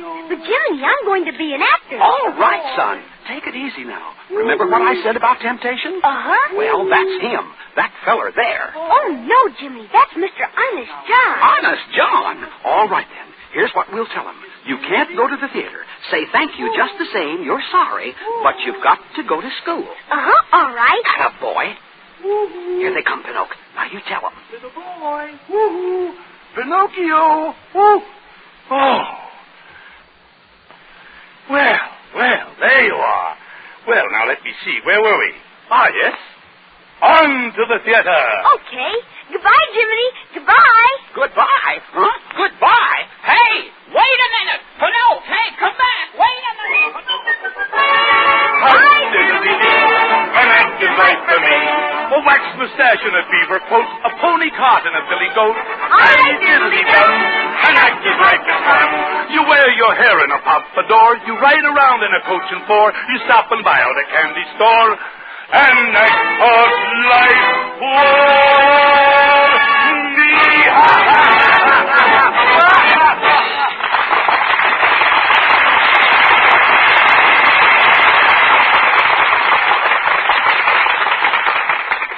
In just a moment, Mr. DeMille brings you Act Two of Pinocchio. In a charming home out in Westwood Park this morning, a very pretty scene took place. The sun was pouring through the long, broad windows of a pleasant living room, lighting up the Christmas tree in its welter of packages. The family was gathered round, John and Peg, and their two small children eagerly opening presents. Oh, Mommy, look. I got a choo-choo. Mommy, $5.50. see Mama. Children, not quite so much noise. Any more presents? Any more presents? Just one more, and it's for Mother. Here you are, Peg. Thank you, John. Oh, Mommy, what is it? Look at the box. I bet it's a ring. It is. Oh, John, you angel. A beautiful pearl ring. Read the card, Mommy. For the lovely hands of the loveliest woman I know. John, darling, I think I'm going to kiss you. But you really shouldn't have done it, dear. Well, then you shouldn't have such beautiful hands, sweetheart. They asked for jewels. And me, a staid old married woman. Oh, just a darling little homebody. Who washes dishes every day. Now that, Sally, was a homey, loving scene that might happen anywhere. You know, Mr. Ruick, I don't believe there's anything that touches a woman quite so much as knowing her husband adores her. His love is so precious. And made up of so many little things, Sally. Yes, her hands, for instance.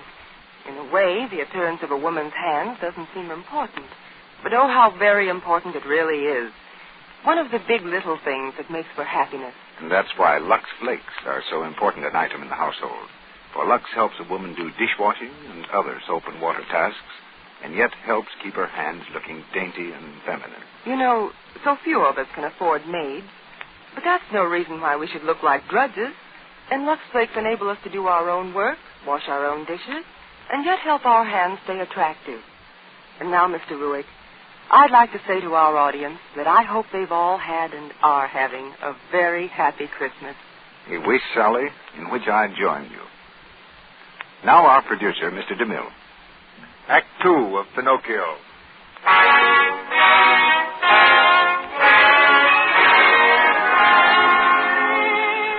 As we dream beside the fire, where the flames cast dancing patterns on the hearth, we wait politely for our friend the cricket to continue his story. He's paused to allow a large round tear to roll down his cricket face. But now he rouses himself, and pulling a red silk bandana from his coat-tail pocket, he blows his cricket nose. Well, it was my fault. I should have known better. Maybe if I'd been with Pinocchio when he first met those two sharpies, I could have stopped it. But there he was, an actor in Stromboli's marionette show. I went to the show that night to see him.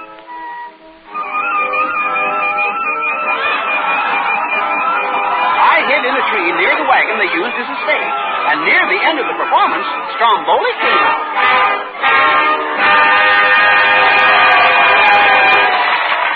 Ladies and gentlemen, to conclude the performance of this great show, Stromboli, the master showman, that's me, and by special permission of the management, that's me too,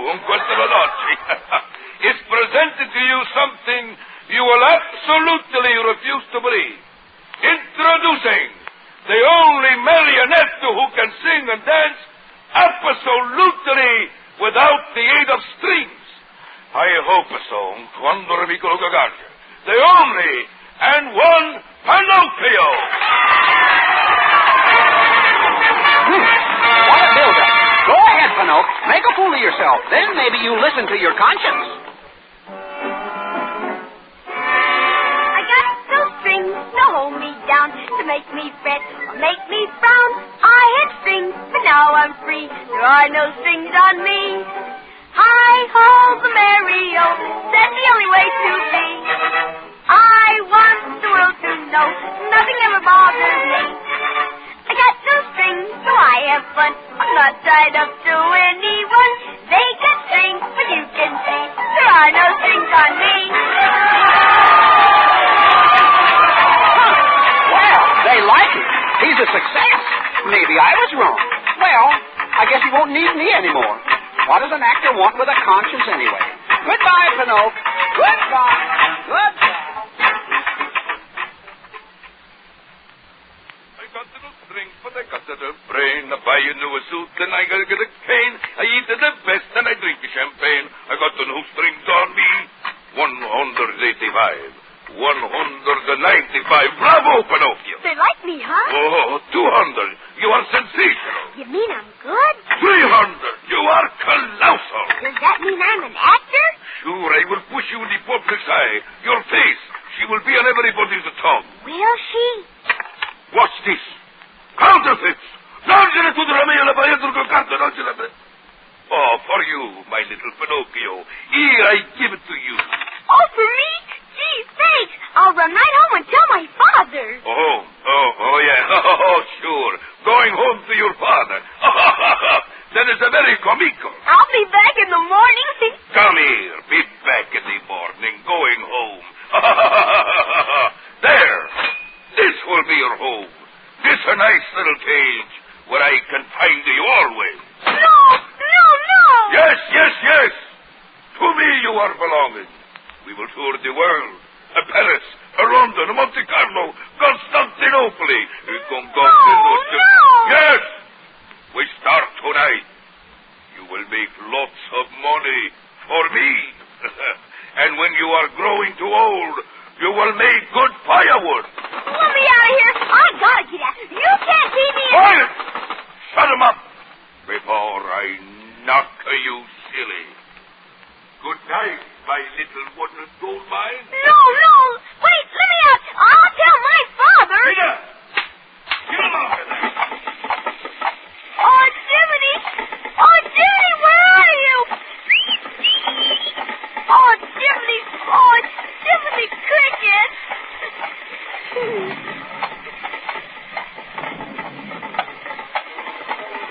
Well, there I was, sitting by the roadside in the rain when Stromboli's wagon passed by. And I felt pretty blue. I thought, well, there he goes, sitting in the lap of luxury, the world at his feet. Oh, well, I can always say I knew him when. I'll just go out of his life quietly. I would like to wish him luck, though. Sure. Why not?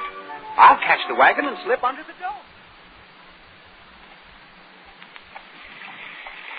Pinocchio, it's me. Ha, your old friend Jiminy, remember? Jiminy! Oh, gee, am I glad to see you. Hey, what are you doing in that cave? What did he do to you? Oh, he was mad. He said he'd push my face in everybody's eye. Yeah? And just because I'm a gold brick, he's going to cut me in the firewood. Oh, is that so? Oh, listen, he stopped the wagon. Now, don't you worry, son. I'll have you out of here in no time at all. But how can you? There's a great big lock on the cage. What's a lock to a guy like me? Didn't you ever hear of picking them open? Jiminy Valentine, my friends call me. Of course, I've never tried to make a living at it. Kind of rusty. You mean you can't open it? I'm afraid not. Looks pretty hopeless. It'll take a miracle to get you out of that cage. Hey, look up there, Pinocchio. That star. See? It's the wishing star. And here comes the lady, the blue fairy. Oh, what will she say? What'll I tell her? Well, you might tell her the truth. Quiet. Why, Pinocchio. Hello. And Sir Jiminy. Well, this is a pleasant surprise. Pinocchio, why didn't you go to school? School? Well, Go ahead and tell her. I was going to school till I met somebody. Met somebody? Yeah. Two big monsters with big green eyes. Hey, Pinocchio, what's happening to your nose? Monsters? Weren't you afraid, Pinocchio? No, ma'am. They tied me in a big sack. Pinocchio, your nose is growing. So they tied you in a big sack. And where was Sir Jiminy? Jiminy? They put him in a little sack. Pinocchio, I tell you, your nose is branching out like a tree. And how did you escape? I didn't. They chopped me up into firewood. Oh, look, my nose. What's happened? Looks like a plum tree to me. Perhaps you haven't been telling the truth, Pinocchio. Perhaps. Oh, but I have every single word. Please help me. I'm awfully sorry. You see, Pinocchio, a lie keeps growing and growing until it's as plain as the nose on your face. She's right, Pinocchio. You better come clean. I'll never lie again. Honest, I won't. Please, Your Honor. Miss Fairy, give him another chance. For my sake. Will you, huh? I'll forgive you this once.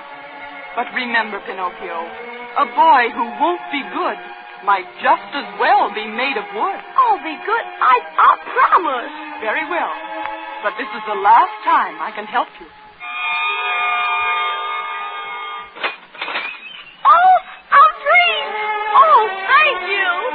Goodbye, Pinocchio.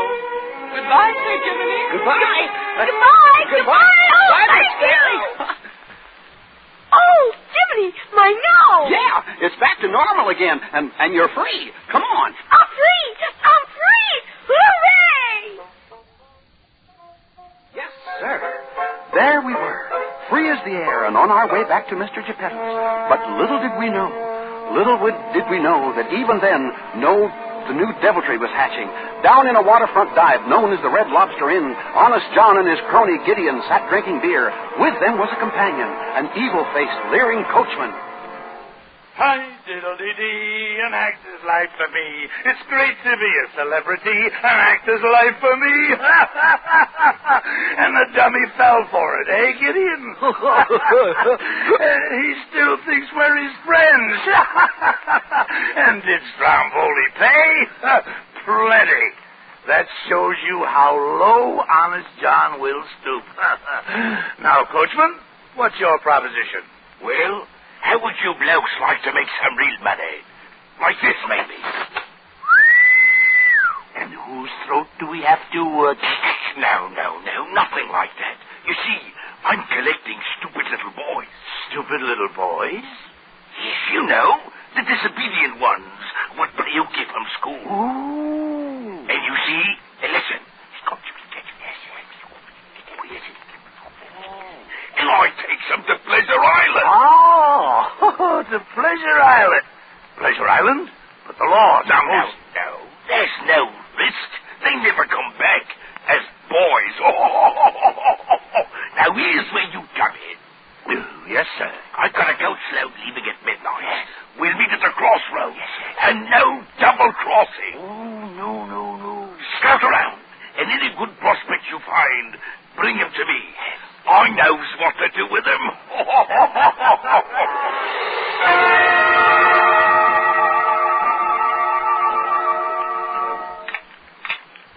Hurry up, Pinocchio. We want to get home, don't we? Sure, and you know what, Jiminy? I'm turning over a new leaf. I'll make good this time. Well, you better. I will. I'm going to school. That's the stuff, Pinocchio. Come on, I'll race you home. All right. Ready. On your mark, set, go! Come on, Pinocchio. I'm way ahead of you. I'm going.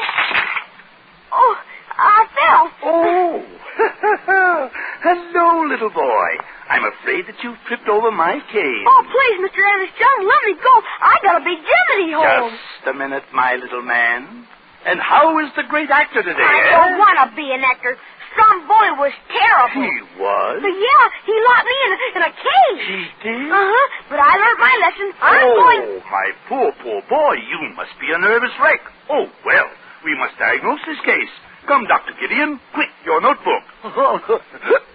Now, let me feel your pulse, little man. Oh, bless my soul. Just as I thought. Bucolic semilunar contraptions of the flying trapezes. Now, hold your tongue. Hold your tongue and say hippopotamus. Uh-huh. Compound transmission of the pandemonium. Even worse, close your eyes. Now, what do you see? Nothing. Aha! I was afraid of that. Now, that heart. Oh, my goodness. A palpitating syncopation of the killadilla. Quick, doctor, quick, that report. Now, that makes it perfectly clear. Oh, my boy. My poor little boy. You are allergic. Allergic? Yes, and there's only one cure. A vacation on Pleasure Island. Pleasure Island? Pleasure Island, that happy land of carefree little boys where every day's a holiday. But I can't go. Why, of course you can go. Look, I'm giving you my ticket. Here you are, the ace of spades. Joy, spades? Oh, tut. I insist. Your health comes first. Come, the coach departs at midnight. Come along now. Hi, diddle-dee-dee. It's Pleasure Isle for me, where every day is a holiday, and kids have nothing to do but play. Hi, diddly-dee. It's Pleasure Isle for me. Splendid.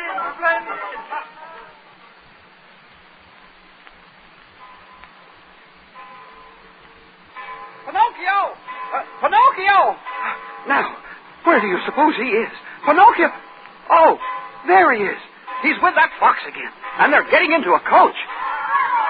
It's a coach all filled with boys. Oh, well, here we go again.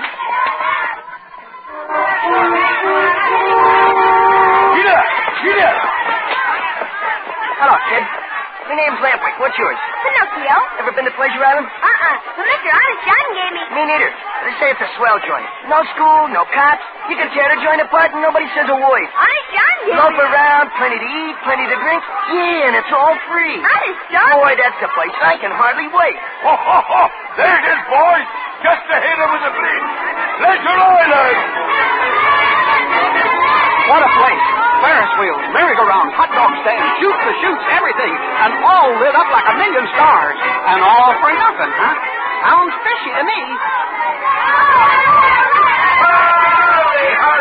Hurry. Right here, boys, right here. Get your cake, pie, dills, pickles, and ice cream. Eat all you can. Be a glutton. Stuff yourself. It's all free, boys. It's all free. Hurry.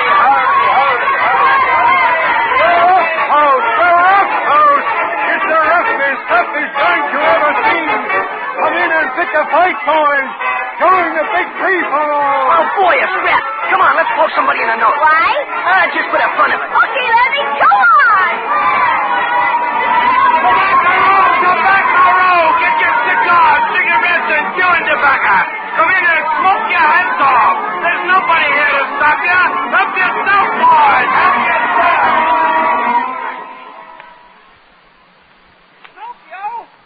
Pinocchio! Say, what's happening around here? All the lights have been turned off. And where is everybody? I don't like the looks of this. Looks like a graveyard. Pinocchio! Hey! Where are you? Okay, Pinocchio. Are we shooting full or ain't we? It's your shot. Oh, sure. Nice try, kid. Have another cigar. It's on the house. Another one? Okay. Atta boy. Now watch this shot. The 8 ball in the side pocket. Hey, Lampy, where do you suppose all the kids went to? They're around here somewhere. What do you care? You're having a good time, ain't you? I sure am. Boy, this is the life, huh, Pinocchio? Yeah, it sure is. You smoke like me grandmother. Come on, take a big drag like this. Okay, Lampy. Oh. What's the matter, kid? Losing your grip? Pinocchio! Oh, hello, Jiminy. Oh, so this is where I find you. How do you ever expect to be a real boy? Oh, look at yourself. Smoking, playing pool. You're coming right home with me this minute. Hey, who's the beetle? Oh. Come here, you. Let me go. Put me down. Don't hurt him. He's my conscience. He tells me what's right and wrong. What? You mean to tell me you take orders from a grasshopper? Grasshopper? Look here, you impudent pup. It wouldn't hurt you to take orders from your grasshopper, your conscience, if you have one. Yeah, sure. The screwball in the corner pocket. That's you, beetle. Hey, let me out. Why, you young hoodlum, I'll knock your block off, or I'll tear you apart and put you back together again. Don't hurt him, Jiminy. He's my best friend. Huh? Your best friend? And what am I? Just your conscience. Okay, that settles it. Goodbye. But Jiminy... You buttered your bread, now sleep in it. But Jiminy, Lampwick says a guy only lives once. Lampwick? Huh. I've heard enough about him. Goodbye. Come on, let him go. Your shot, Pinocchio. Goodbye, Jiminy. Lampwick. Lampwick. Well, that burns me up. After all I've tried to do for him, I've had enough of this. I'm taking the next boat out of here. Hey, what goes on here? Where did all those donkeys come from? Come on, you blokes, keep it moving. Leave those jackasses on the ship. We haven't got all night. Hey, coachman, where did all those donkeys come from? Come on, let's have another jackass there. One coming up. Hello, jackass. And what's your name? Okay, you'll do. In you go. You lads, I'll bring a nice prize. All right, next. One coming up. And what might your name be? Alexander. So you can talk, eh? Yes, sir. I want to go home to my mama. Take him back. He can still talk. Please. I don't want to be a donkey. Let me out of here. Oh, yeah. You boys have made jackasses out of yourselves. Now fight for it. Boy, so that's what they brought them here for. They're changing them into donkeys. Oh, Pinocchio! Pinocchio! Huh. To hear that beetle talk, you'd think something was going to happen to it. Conscience. Ah, phooey. Where did he get that stuff? How do you expect to be a real boy? What's he think I look like, a jackass? You sure do look, Lampwick. You're growing long ears and a tail. Hey. Hey, you lamp like a donkey. Hey, did that come out of me? I think so. Hey, what the... Hey, what's going on here? I got hoofs and a long snoot. Oh, I've been double-crossed. I'm turning into a donkey. Help! Help!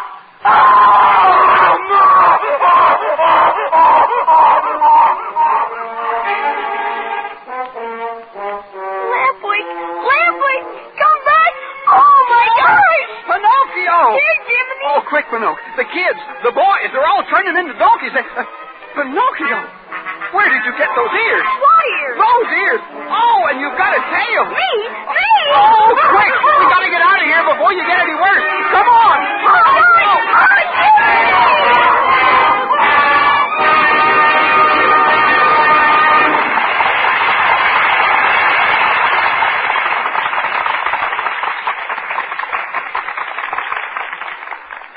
During our short intermission before Mr. DeMille brings you Act 3 of Pinocchio, we turn the microphone over to Miss Libby Collins, our exclusive Hollywood reporter.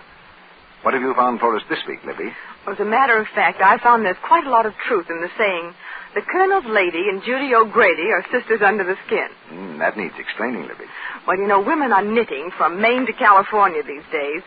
And believe it or not, the Hollywood actresses are just as enthusiastic about it as women anywhere else. I've seen Joan Crawford knitting between scenes on the set of Strange Cargo. It's one of Myrna Loy's favorite occupations. And whenever Rosalind Russell has a free moment on her hands, out comes the knitting bag. Movie stars and extras, script girls and secretaries. They're all doing it. I think Sally here has caught the fever, too. I saw her knitting away at something just the other day. What's it going to be, Sally? Why, the sweater, Mr. Ruick. A white one. It looked pretty nice to me. But it's going to take a lot of washing to keep it white, isn't it? Oh, that doesn't worry me a bit, Mr. Ruick. It'll be easy to do with Lux Flakes. The same kind of care leading motion picture studios give their washables. Talk about sisters under the skin. Motion picture studios use Lux Flakes. So do women everywhere, whether they knit sweaters or buy them. Or get them for Christmas presents. Those sweaters deserve nice care. Don't use hot water on them. Don't rub them with cake soap. And don't use soaps with harmful alkali. Just squeeze your sweaters gently through lukewarm Lux suds. That's good sound advice. And it goes with the other nice woolens people get for Christmas, like socks and mittens and scarves. If they're safe in water alone. There's no harmful alkali in gentle Lux Flakes to hurt any color or fabric that's safe in plain water. When you use Lux, you'll find it's so pure, a little goes a long way. Lux is thrifty. We pause now for station identification. This is the Columbia Broadcasting System.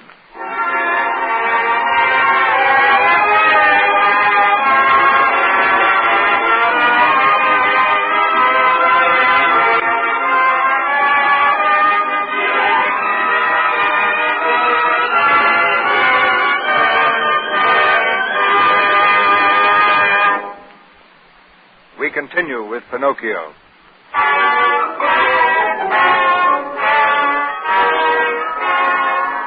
Flames mount higher in the fireplace, and Jiminy Cricket's excitement rises with the blaze.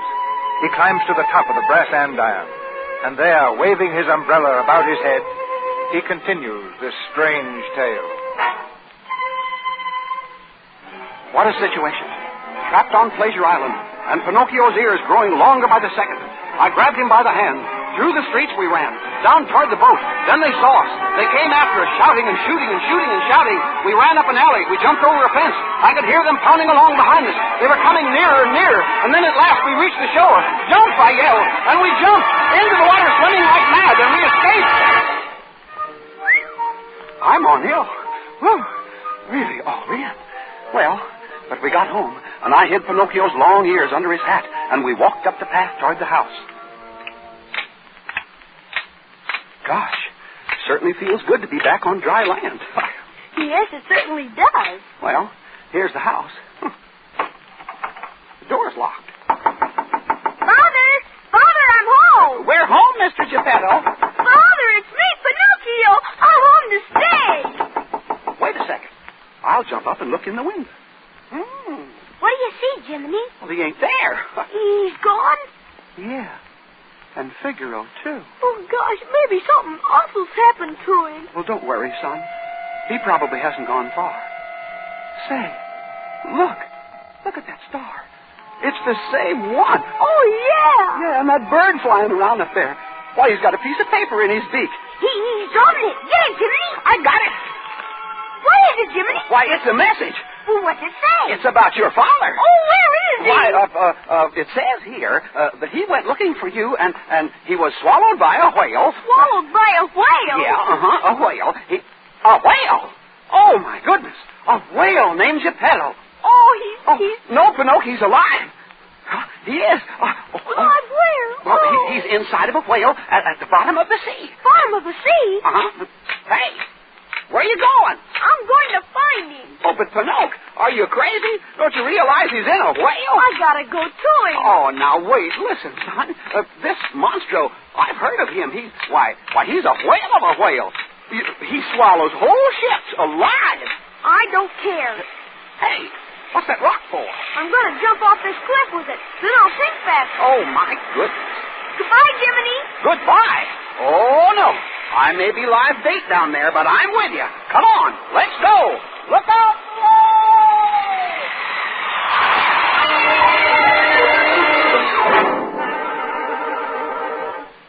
Father! Oh, Mr. Geppetto! Father! Mr. Geppetto! Where are you? I don't see him, Pinocchio. Of course not. We gotta find the whale first. Yeah, that's right. Come on, Jiminy. Father! Mr. Geppetto! Mr. Geppetto!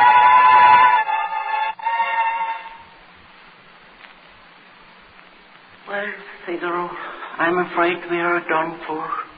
I never knew it was so cold inside a whale's stomach. Here we are, fishing 4 days in here, and not a bite. The whale must be asleep, I guess.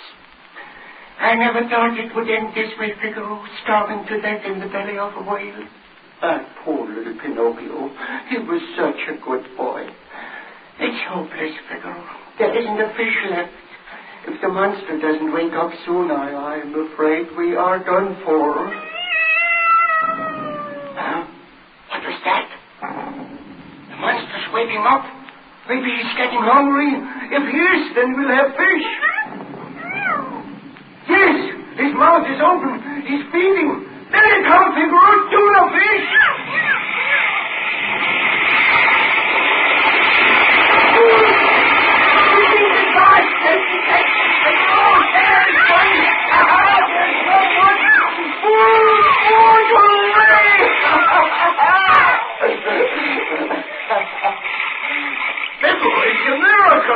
We've got enough food for weeks. Here's another one. I got him. Don't bother me now, Pinocchio. I'm busy. Pinocchio. Father! Pinocchio! My son! My son! I'm so happy to see you. Oh, me too, Father! How did you get here? Where's your friend Jiminy? He's outside, I guess. I got caught in that school of fishing. Well, here I am. Oh, my boy. You came to save me. Oh, you are soaking wet. Now, yes, Father. You mustn't catch cold. You know you shouldn't have come down here. Here, take this blanket. Let me take your hat. Oh, Pinocchio! What's the matter? Those ears! Huh? Ears? Oh, these. That's nothing. Look, I got a tail, too.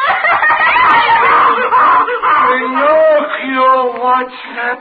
to you? Well, I... Oh, never mind now. Old Geppetto has his little wooden head. Nothing else matters. Well, we gotta get out of here. Get out? Oh, no, son. I've tried every way. Why, I even heard a rat. A rat, that's it. Huh? We'll take the rat, and when the whale opens his mouth... No.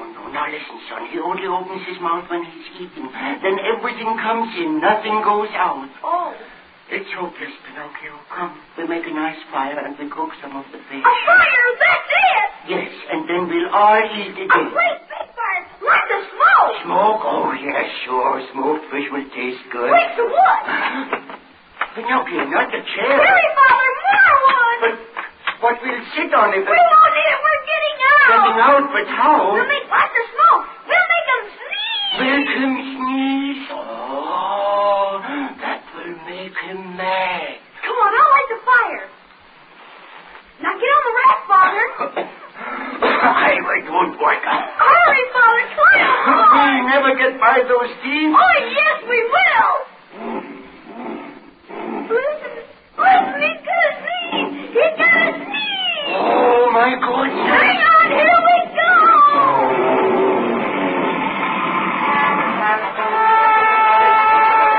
I saw the whole thing. I was right outside when that whale sneezed, and that raft shot out like a cannonball.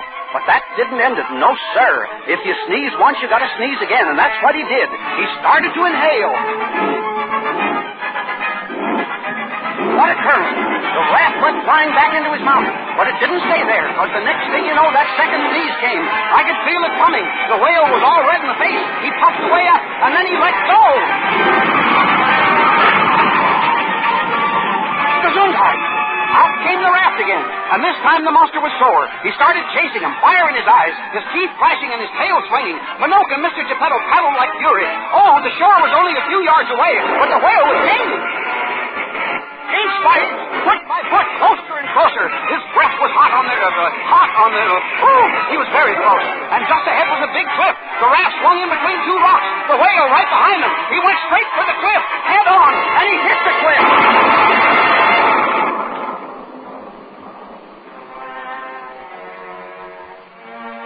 But where was Pinocchio and Mr. Geppetto and Figaro? They were washed up on the beach. And when I got there, old Mr. Geppetto was kneeling beside the little wooden boy. Pinocchio was dead. My boy. My brave little boy. Oh, gosh. Don't cry, Mr. Geppetto. He was brave, and we gotta be brave, too. My little wooden boy. He gave his life that I might live. Prove yourself brave, truthful, and unselfish, and someday you will be a real boy. Awake, Pinocchio. Awake. Father, what you crying for? Because you're dead, Pinocchio. No, I'm not. Yes, you are. Now lie down. But, Father, I'm alive, see? And I'm real. Oh, I'm a real boy. You're alive, and you are a real boy. A real boy. Oh, Pinocchio, my dream is really true at last. Oh, gosh. Thank you, Miss Blue Fairy. He deserved to be a real boy, and, well... And here's your reward, too. A badge for ceremony. Oh, and you didn't forget. Well, will you look at that? A badge. Official conscience. Well, I'll be... Oh, and it's solid gold, too. Gosh. Thank you, my lady.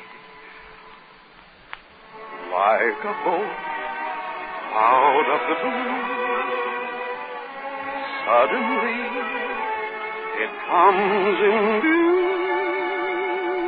When you wish upon a star, your dreams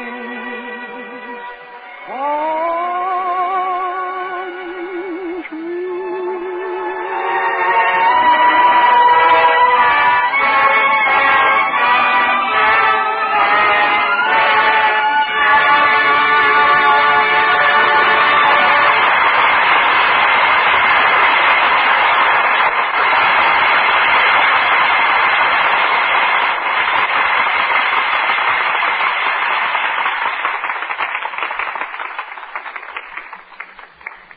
just a moment, Mr. DeMille will tell you about the play, which is going to start the new year.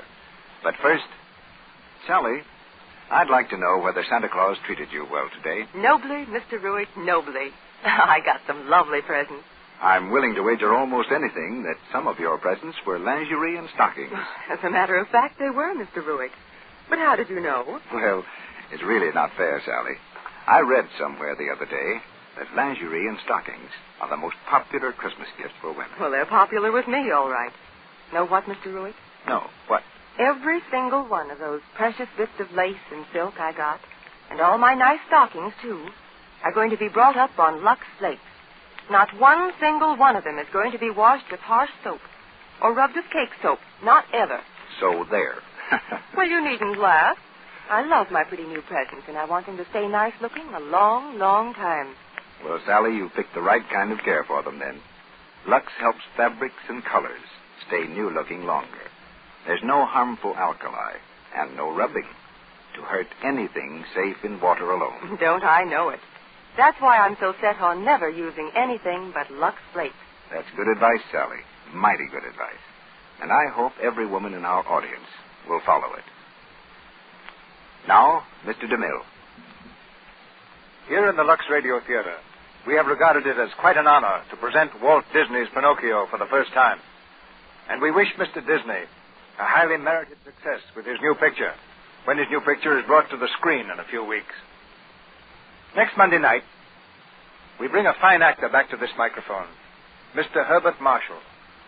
Our play is Sorrel and Son, adapted from the popular novel by Warwick Deeping. It's a profoundly moving drama of the sacrifice a father made for his son. Karen Morley will also appear with Herbert Marshall in Sorrel and Son. In your living rooms tonight are some who are there only on Christmas. And I know their presence has made it a happier day for you. Still others may have joined your family circle through the medium of the Lux Radio Theater, because they knew that you at home were listening. So to those of our radio family who are at home and to those who are far from home, we send our greetings and our hope that you've enjoyed all the blessings of this Christmas day. And our hope, too, that your prayers will join ours for the restoration of that blessing of 1900 years ago. Glory to God in the highest, and on earth, peace, goodwill toward men.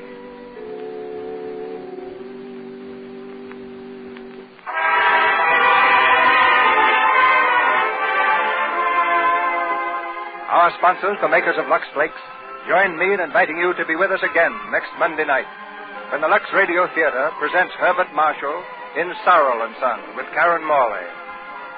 This is Cecil B. DeMille saying good night to you from Hollywood.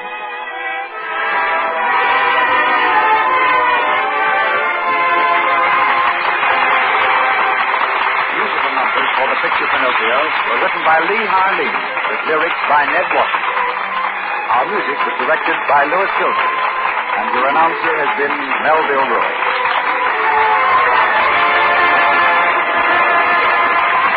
This is the Columbia Broadcasting System.